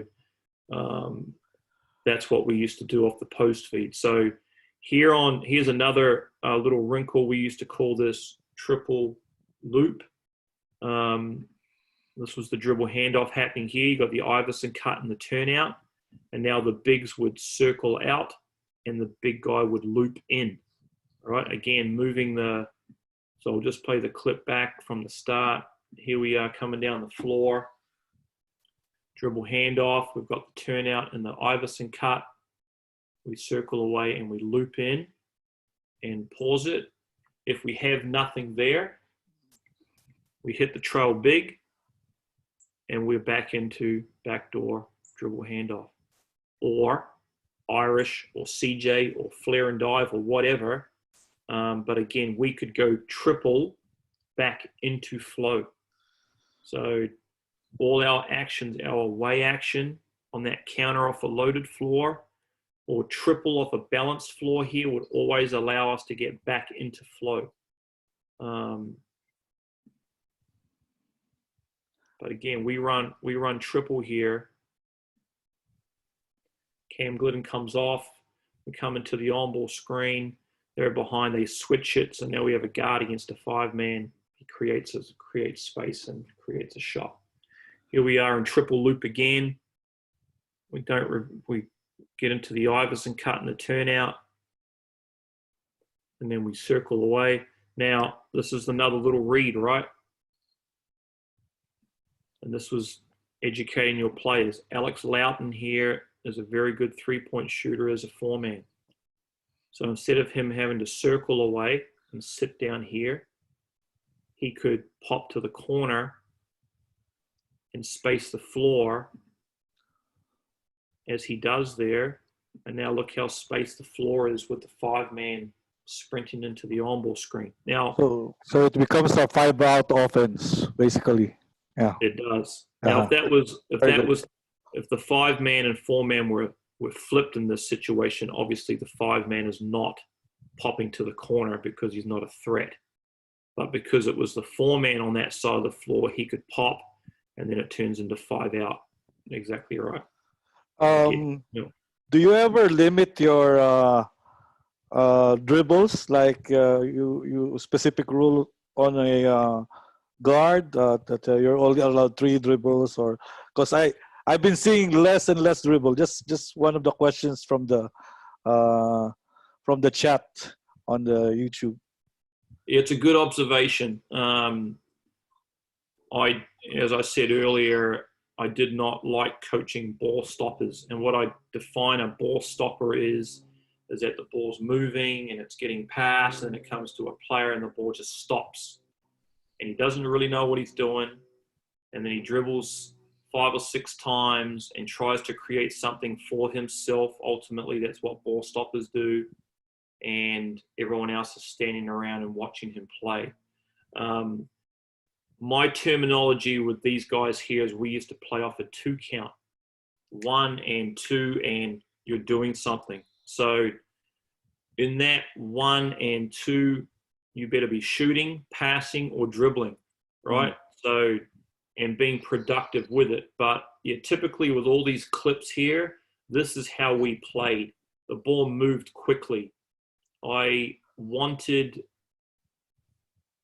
the receiver of the ball to know what he was doing before he caught it. That's how he had to think. So my terminology with it is try and play ahead of the game.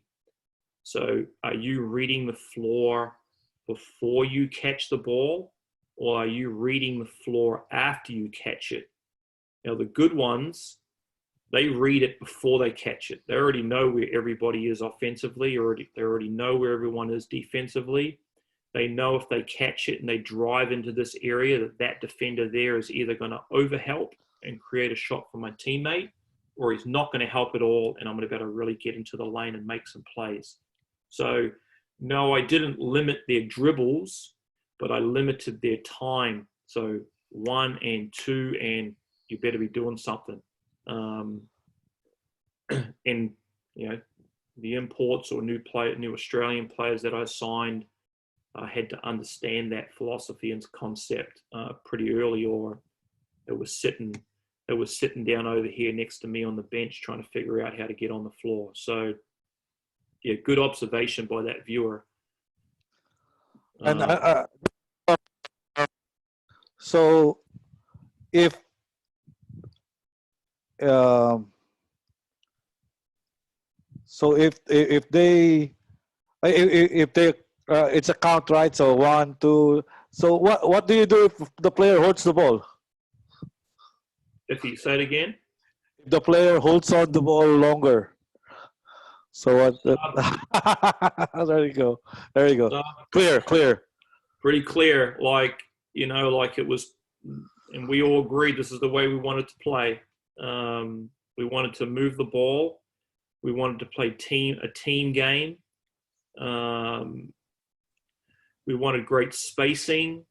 We were not going to play stand around and watch somebody dribble 5 or 6 times. We weren't going to play that type of basketball. And, you know, we generally didn't have rosters that were super talented with amazing talent like some of the other teams in the league. We had to play a little bit different, and that was our way of playing. And generally, look, that's the international way of playing. I mean, you know, international teams, your national team, the New Zealand national team, the Australian national team. I mean, think back to the way that the Australian team played at the previous World Cup. I mean, they played some beautiful basketball, and it was all player movement and ball movement. It wasn't like we were sitting there watching Patty Mills take 17 dribbles to try and get a shot off. They never played that way, right? And that's the way that we wanted to play.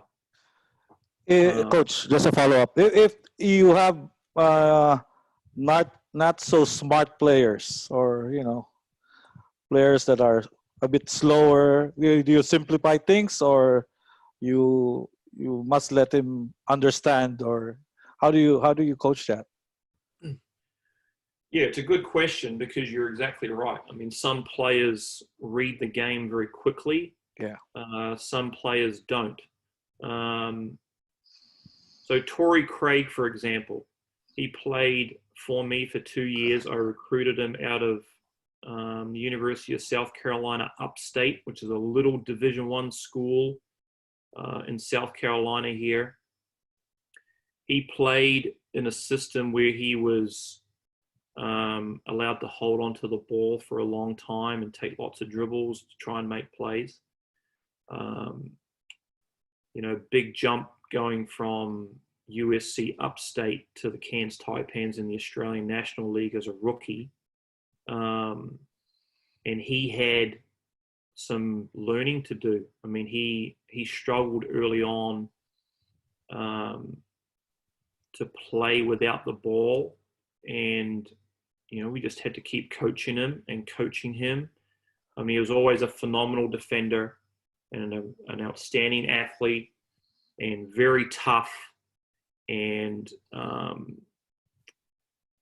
would do anything for the team. His commitment to winning was sensational, but it took him a bit of time. But again, just to answer your question, you just had to coach him up and get him to understand that if you make quick decisions and you try and play ahead of the game and show him on video,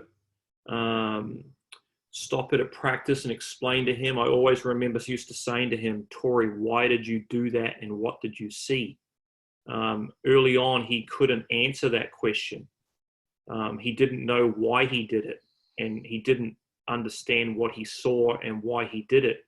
But as we coached him up on it, he got so much better at it and started making better decisions, and now he's a bona fide NBA player playing on one of the best teams in the NBA and plays a significant role for them. It just takes coaching, coaching on the run, coaching at practice, coaching on video. This is what the great players do. I mean, the Kobe Bryants and the Michael Jordans and those players, they can just play ahead of the game. They just know what's happening before it happens. And some players pick it up very quickly, and some don't.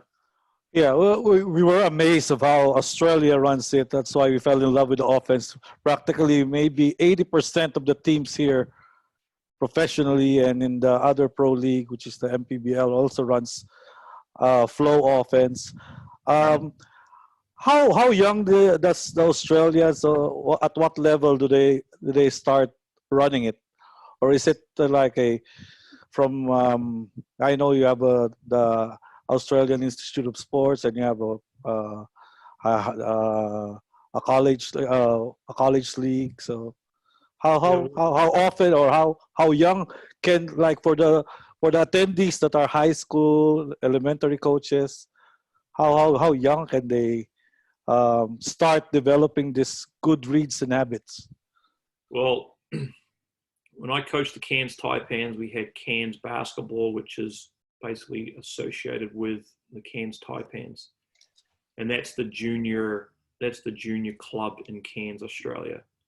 Um, we were teaching our under 12s, so that's 10 and 11-year-olds, just motion concepts, how to move without the ball, how to keep spacing, um, start to teach them to play without the ball. It's not okay to catch the ball and dribble 17 times to try and get yourself a shot. So we would teach that at that age group. But then at the under 14 age group, under 16 age group, and under 18 age group, we would start teaching them flow. A couple of reasons. And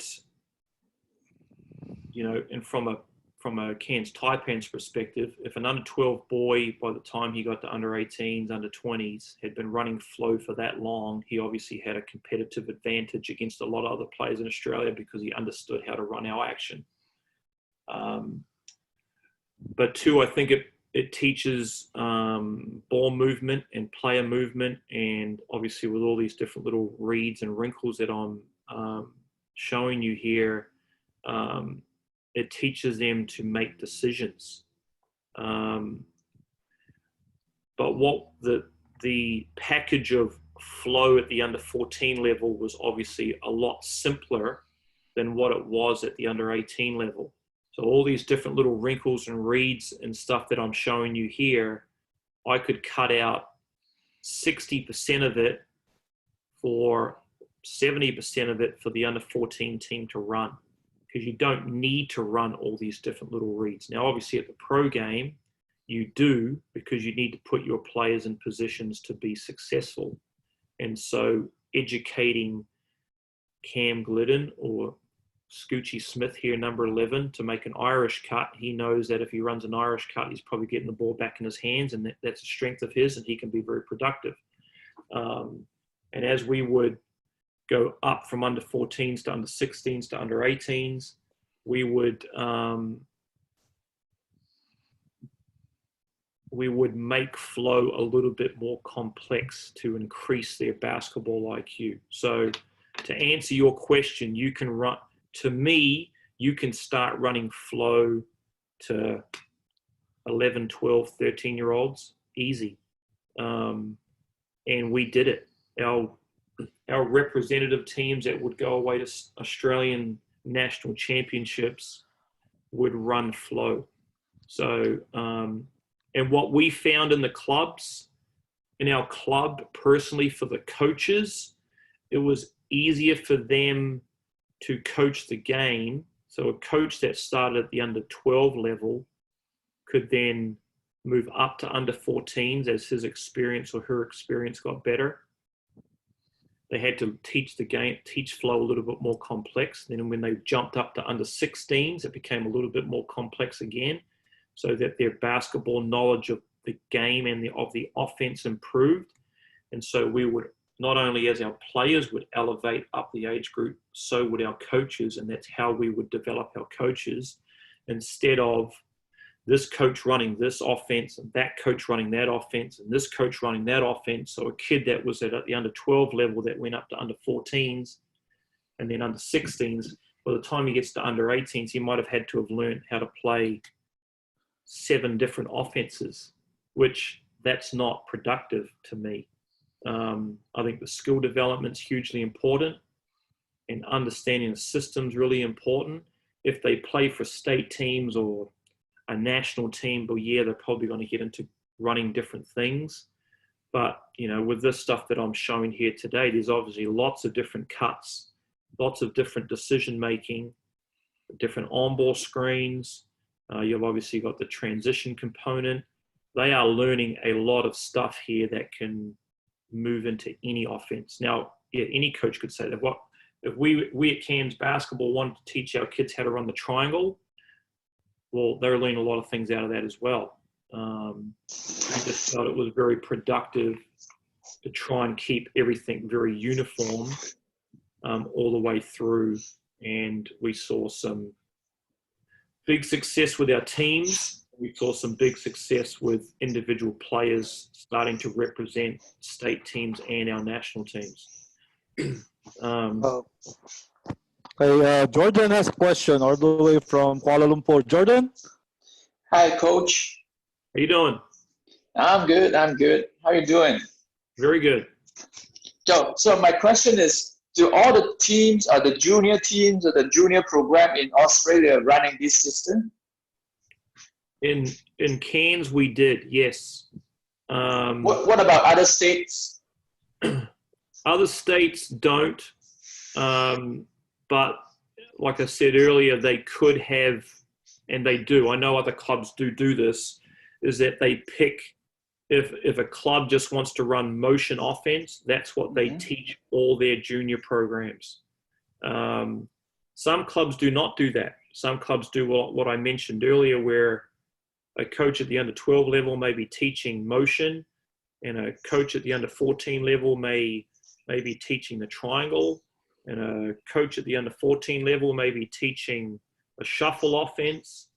So it varies. But what we found very, very productive, and you got to understand the population of Cairns, Australia is about 150,000 people. We've been able to generate Nate Jarwai and Aaron Baines as 2 NBA players. Cody Statman currently plays at the University of Virginia. We've had numerous players play on our state teams, and this is from a tiny little basketball club. And we contributed a lot of that success to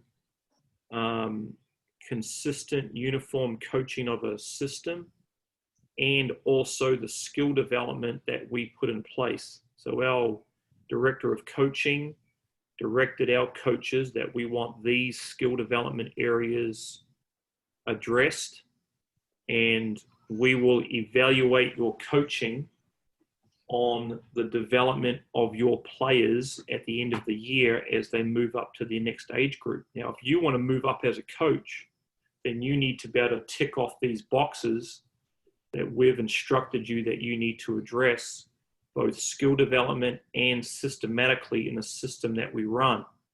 And we found that very productive, and the club far exceeded results when it came to the success of teams and also the success of individual players. All right, thank you, Coach. That's an awesome way to develop the game and the players. Oh, it is, and it's proven because we've done it for 6, 7, 8 years doing it that way. It was frustrating for me, and I kind of ran this at Cairns Basketball. It was very frustrating for me that so many coaches were teaching different things, different skills, and nothing was uniformed. And when we changed that, the coaches, we could bounce things off each other as coaches because we were teaching the same things. I'm struggling with this. How can you help me with that? Hey, have you tried this? Because I've been doing this and it's been really productive. And then we also saw our players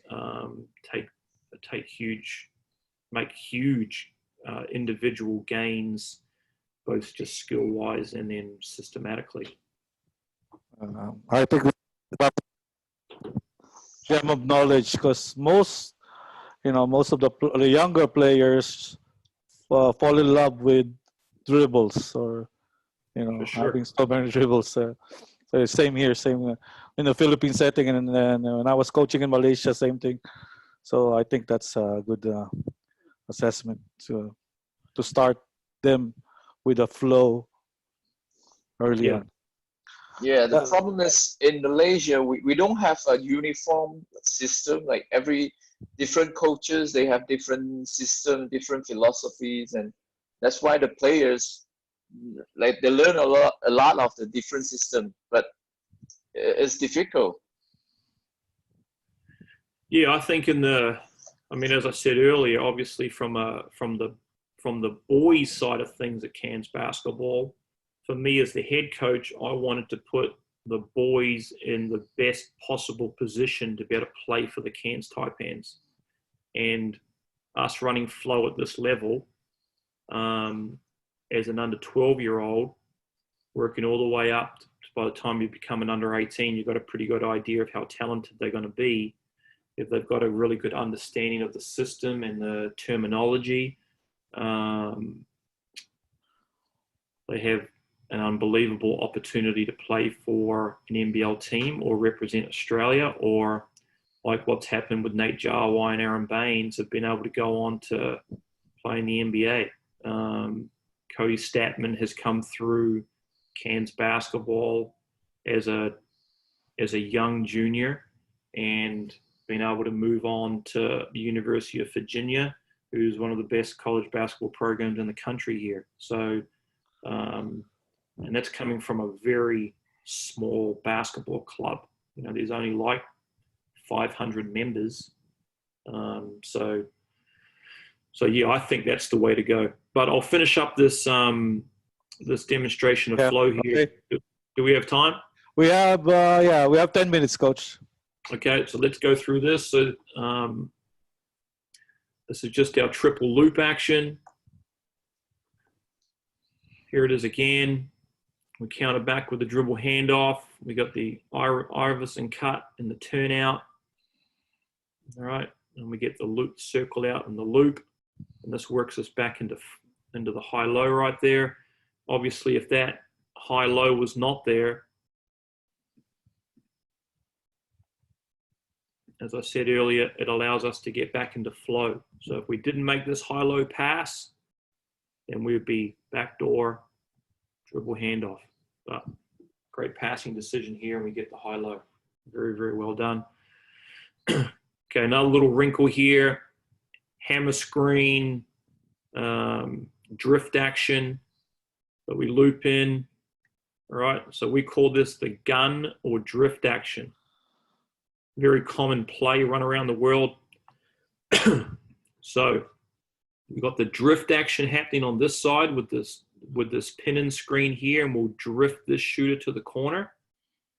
Or we come into the on-ball screen, the guard rejects the on-ball screen, and then we turn around and we screen here, and we bring this shooter off this gun action for this shot here. So you can see it here, we screen, and we get a wide open shot there. So drift and gun off triple. Here we are again with the dribble handoff. All right, we circle out, we loop in, we go baseline, and we get the drift screen across the baseline for the jumper. All right, so two good examples there.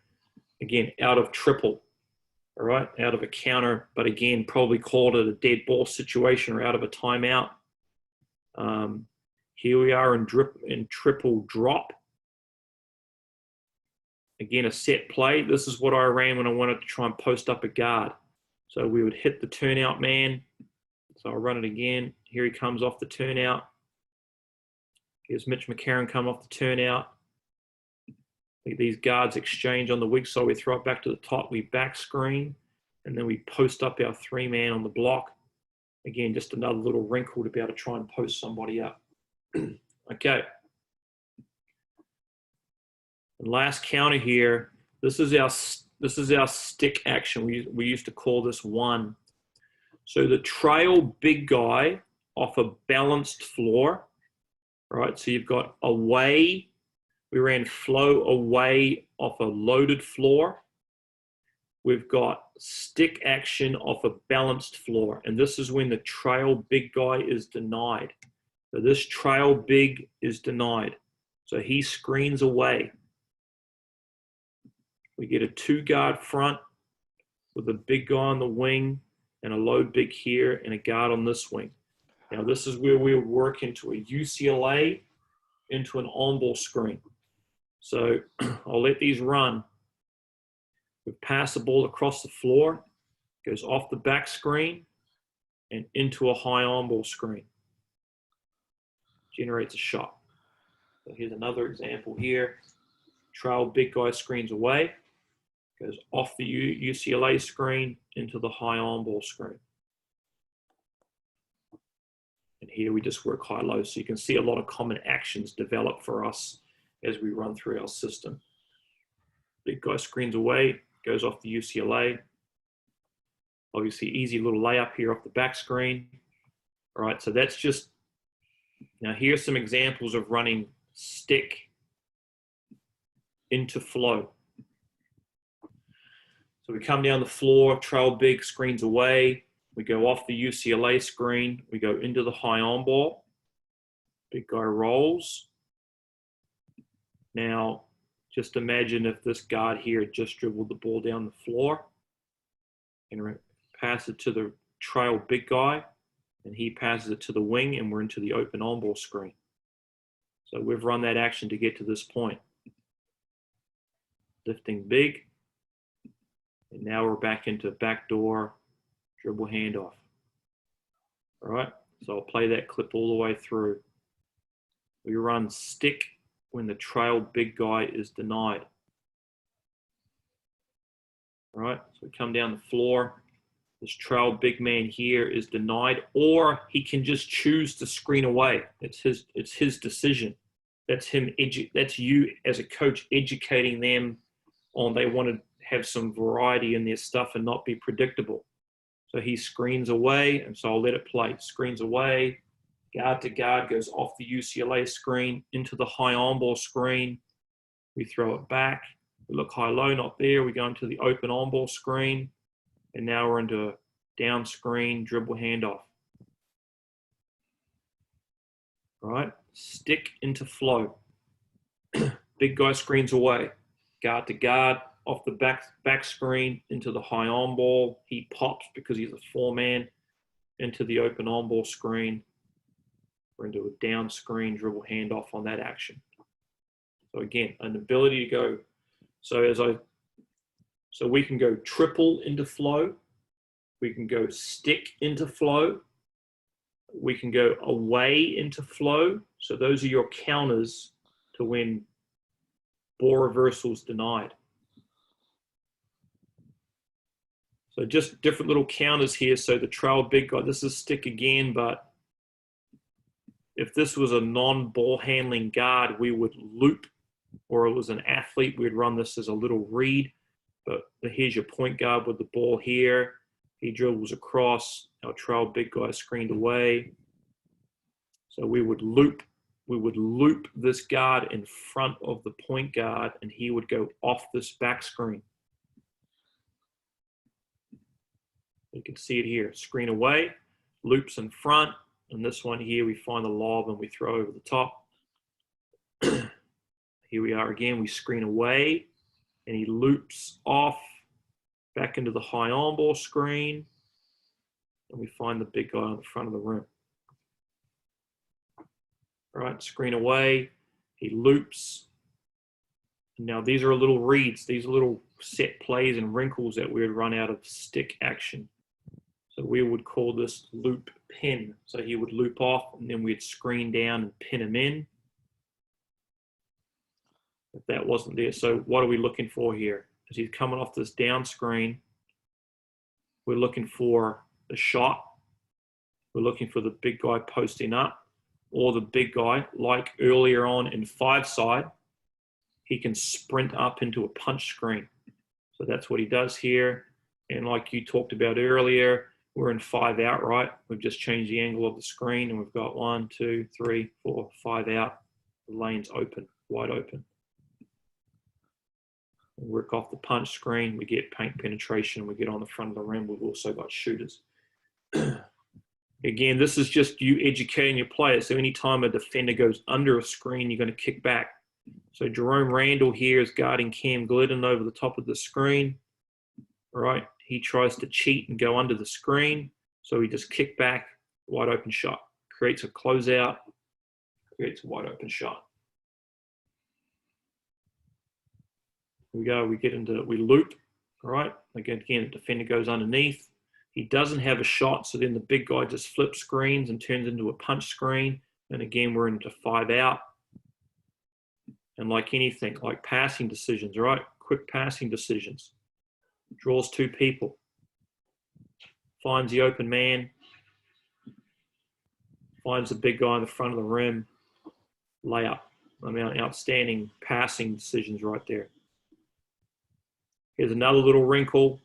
So we loop that guard off. Now, typically this big guy would sprint into this on ball, right? But this time he steps out. So again, creating some unpredictability and not being robotic and just doing the same things over and over. So this time he steps out, works into the reversal. That's the open on ball screen. If they didn't make a play off this on ball screen, you'd hit this big guy here and we'd be into backdoor dribble handoff. So you can see how everything ties back into getting back into that structure of different entries. So I wanted to be unpredictable with the entry, but got back into common action.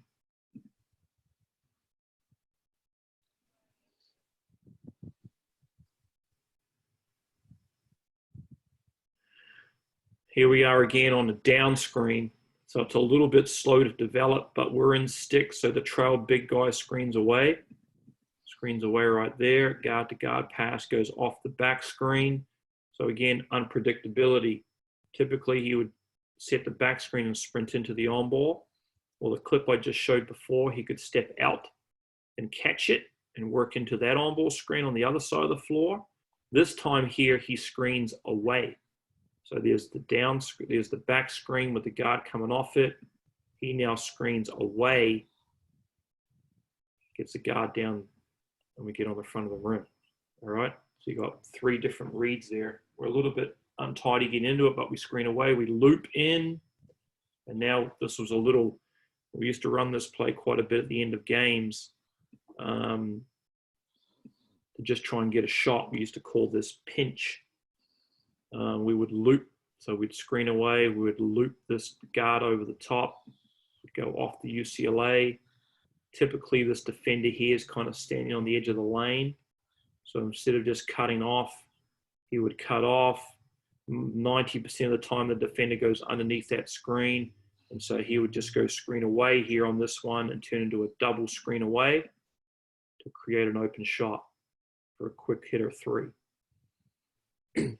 So that's kind of the flow package. And I know there's a lot of stuff there.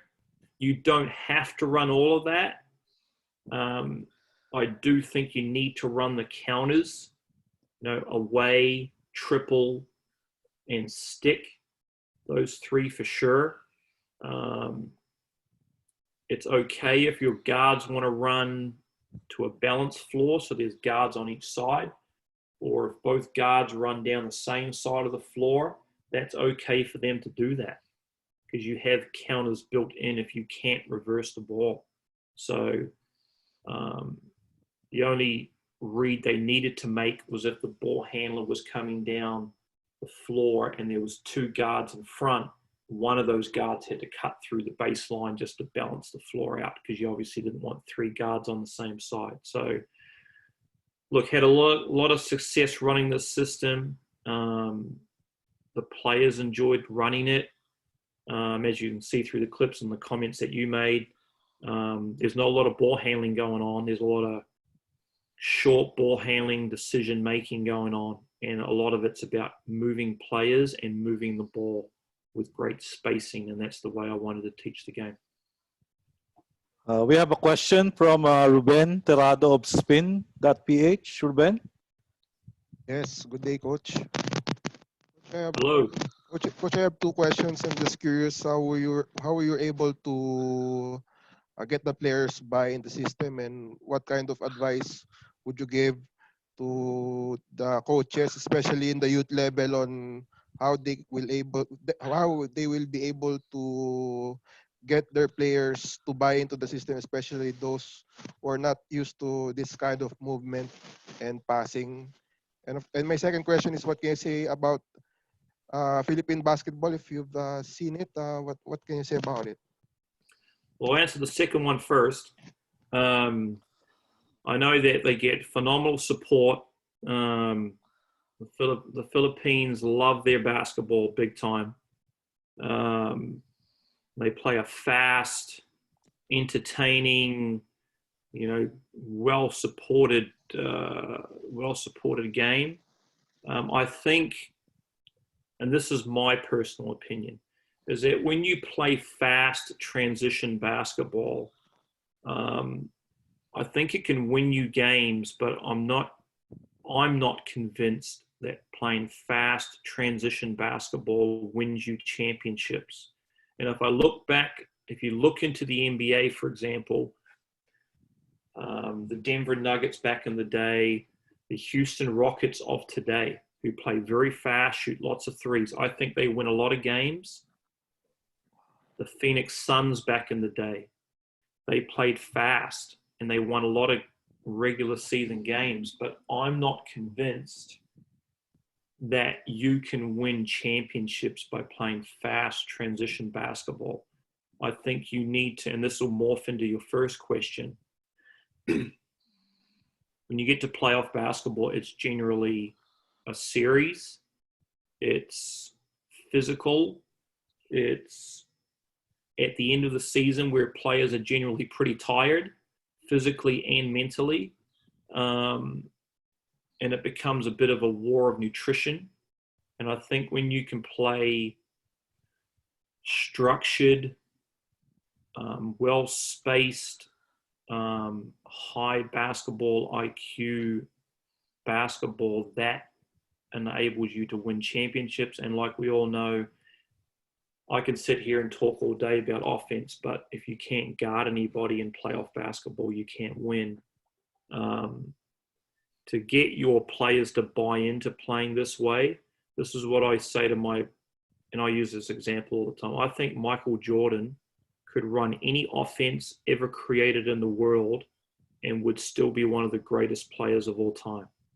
I don't think it matters what system your best players play, but those that are a little bit underskilled, if they can shoot and they can cut and make a layup, they can be very, very productive for your team. And to be successful over the course of a season, you need everybody to be in positions to be productive for you. And so I think it's your job as a coach to get your marquee players, your highly skilled players, to understand that look, I know you could run this or do that, or we could just play freelance basketball and you're going to get your 25 points a game and yeah, you'll be happy. But if you're dribbling 100 times and everybody's standing around watching you play, that's not fun for me. It's fun for your lesser skilled players to touch the ball. Every player wants to touch the ball. It's like medicine when they touch it. They don't have to score. They just want to touch the thing. And so if they're allowed to touch it and just pass it, players get excitement out of touching the ball and making a great pass to a teammate that gets a bucket. That's a positive thing.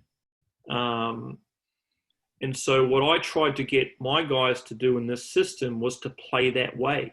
Scotty Wilbekin played for me. Played at Florida, plays in Europe now, is a highly, highly skilled player. And Scotty Wilbekin, when he came and played for me, Travis Trice, who played at Michigan State, I mean, I could give the ball to them every single time. They go out there and score 25 points a game, and they'd look awesome. They'd look great. Now, everybody else would be standing around watching them play, and as a team, I'm not sure that we would be successful. But the year that Scotty Wilbekin and Torrey Craig played for me in the same year, both as rookies, straight out of college, we played this offense and went to the NBL finals against the New Zealand Breakers with 2 rookie imports playing against 2 extremely experienced imports. But we were able to play a phenomenal team game. And just getting back to your question, Ruben, is to educate your higher skilled players that you do need your lesser skilled players for the team to ultimately be successful. And I would suspect that you, as a highly skilled player, want team success, because if you're in it for yourself, then go play some individual game like golf or something, because this is a team game. So it takes a bit of coaching to get them to move the ball and move each other.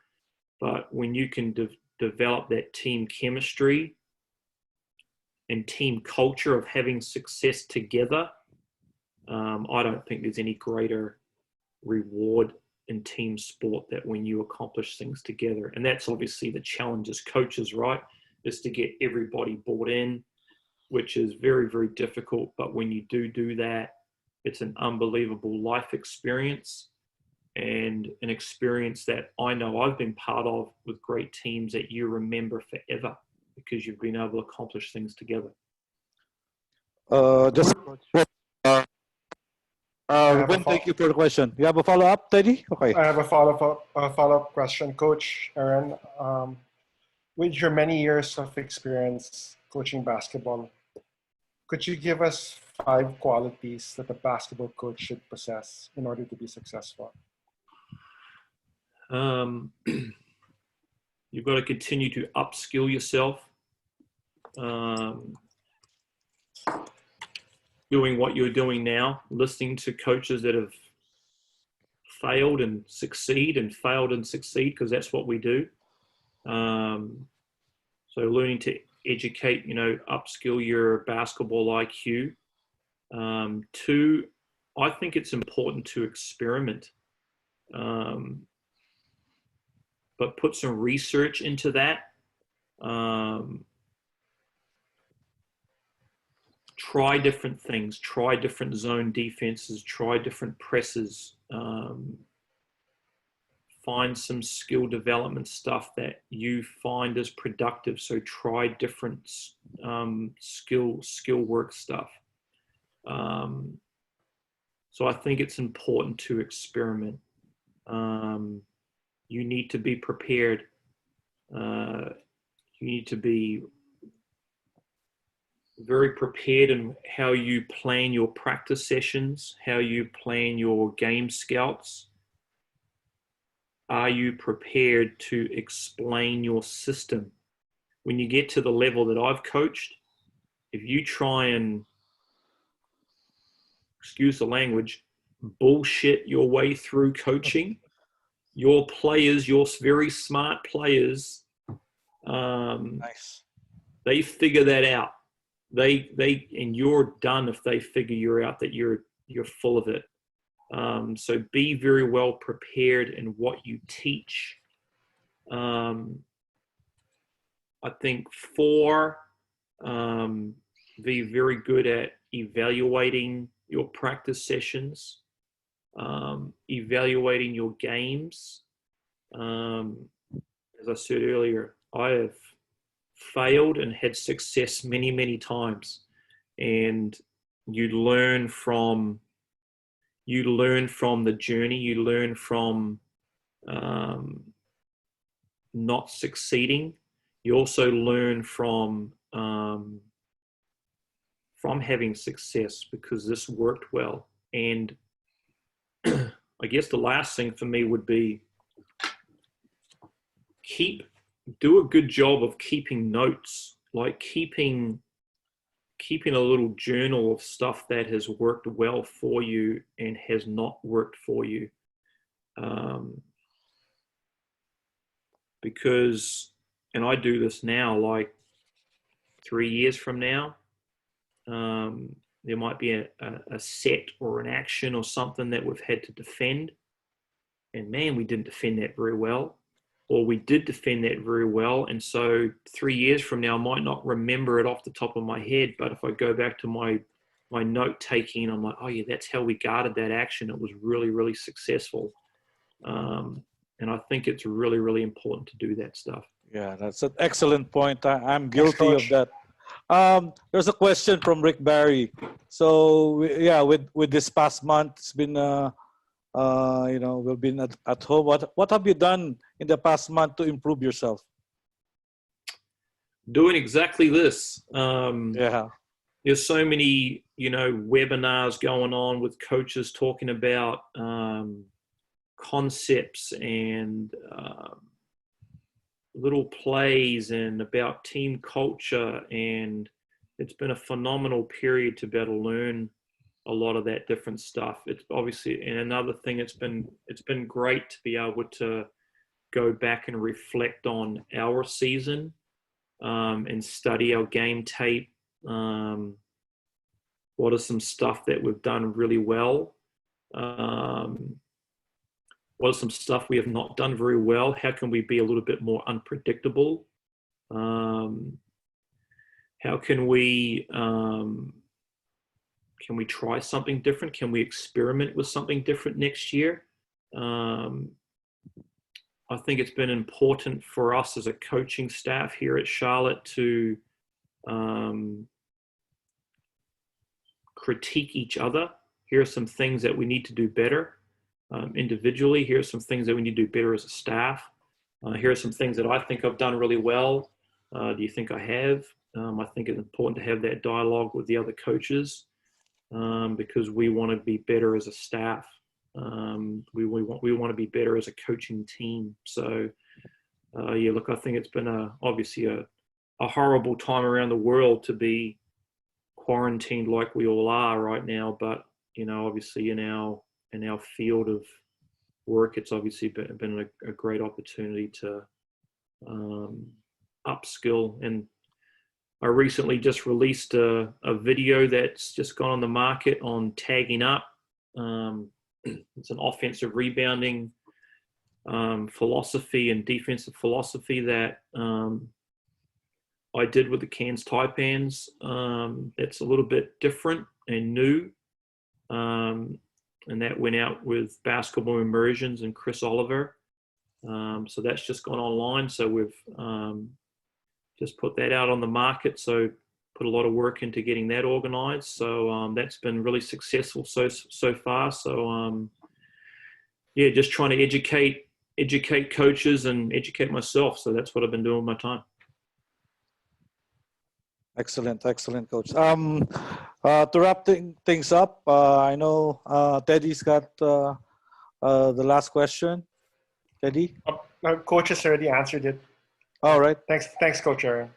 No problem. Appreciate it. So again, Coach, I know we can talk all day, and but thank you to all the attendees for staying up.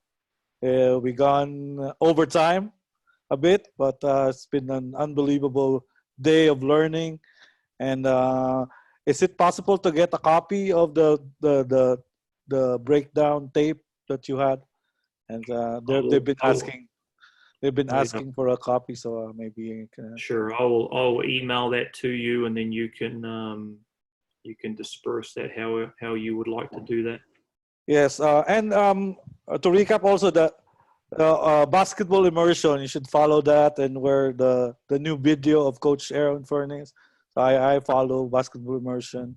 It's a great. They will email you also links or basketball references that can really help you as a coach. And again, any parting words, Coach Aaron?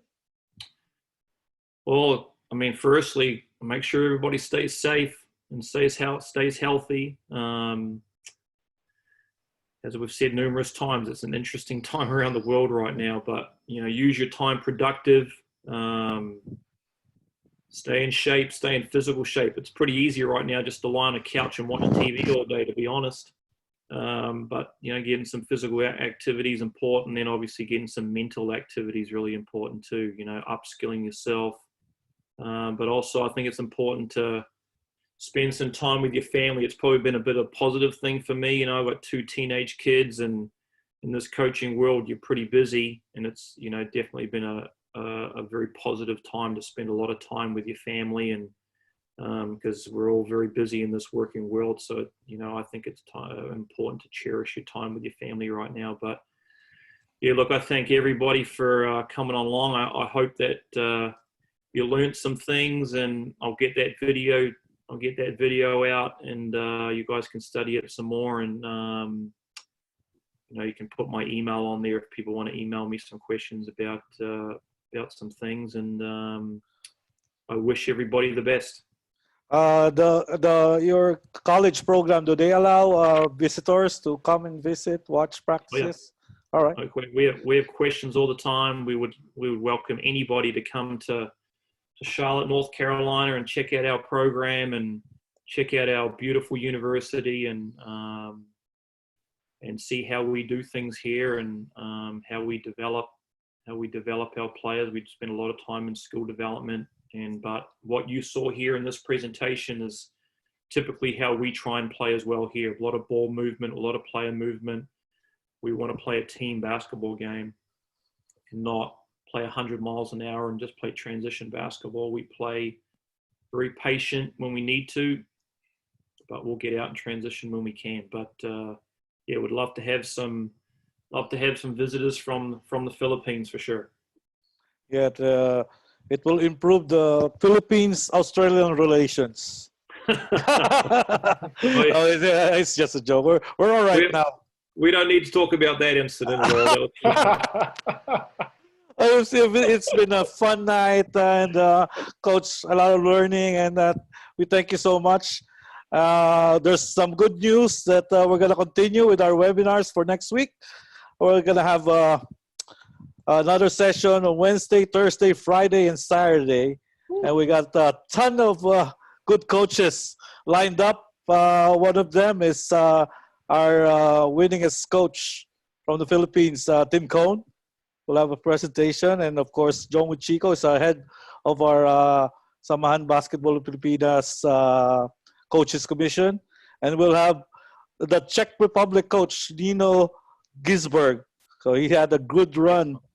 He had a great run at FIBA Worlds, and he's unbelievable mind also. And we'll have Slovenia coach Radovan Trifonovic also, who was with Slovenia as an assistant coach with Igor Kokoshkov, and then was elevated to head coach.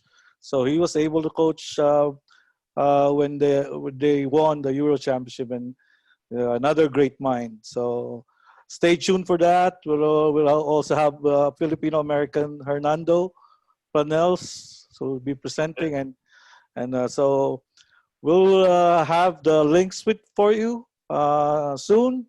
And again, good night. Salute to all the frontliners. Again, Blackwater Leads got a fundraising for the frontliners. Do visit our Facebook, our Twitter accounts, and for the ways on how you can help, especially our beloved frontliners. Any parting words, Teddy? You did a great job, Coach, setting this up. Thank you. Thank you. Thank you so much, Coach Aaron. No problem. Aaron, thank you. Great night. See ya. Good night. Good night. So everyone, again, thank you for another unbelievable night, and stay tuned for further announcement. I'd like to thank, of course, Blackwater Elite, Hoop Coaches International, of course, to Coach Louis Gonzalez of the Basketball Coaches Association of the Philippines. Thank you so much for sharing to the coaches. Thank you so much to John Chico for sharing to the Basketball Commission, to Gut Skills coach Alan Ricardo, and to Chris Juliano, who did the voiceover, but I wasn't able to play it yet because I'm still learning how this system works. But Chris is a nurse and a barker of the MPBL. So Chris, shout out to you for doing a great job. Again, thank you, Teddy, for joining me again. And then we expect you to be back again to spin that PH, to tiebreaker, to Philippine Star, of course, Kinito. Thank you for writing it up, and thank you to all the coaches that will be presenting next time. We have an Argentinian coach, a Mexican coach, and also we got a lot in store. We got a lot of lineup. Great lineup. Sorry to not mention them, but I will be able to confirm. We got the Wednesday lineup confirmed, and we'll post up the links as soon as we get it done. Again, stay safe, everyone, and happy weekend. Or it's Monday, so every day is a weekend. But again, if you want to get in touch with Teddy and do some consultation, he's more than willing to be Happy to help. Happy to help. All right. Good night or good morning to everyone, and see you Wednesday. Thank you.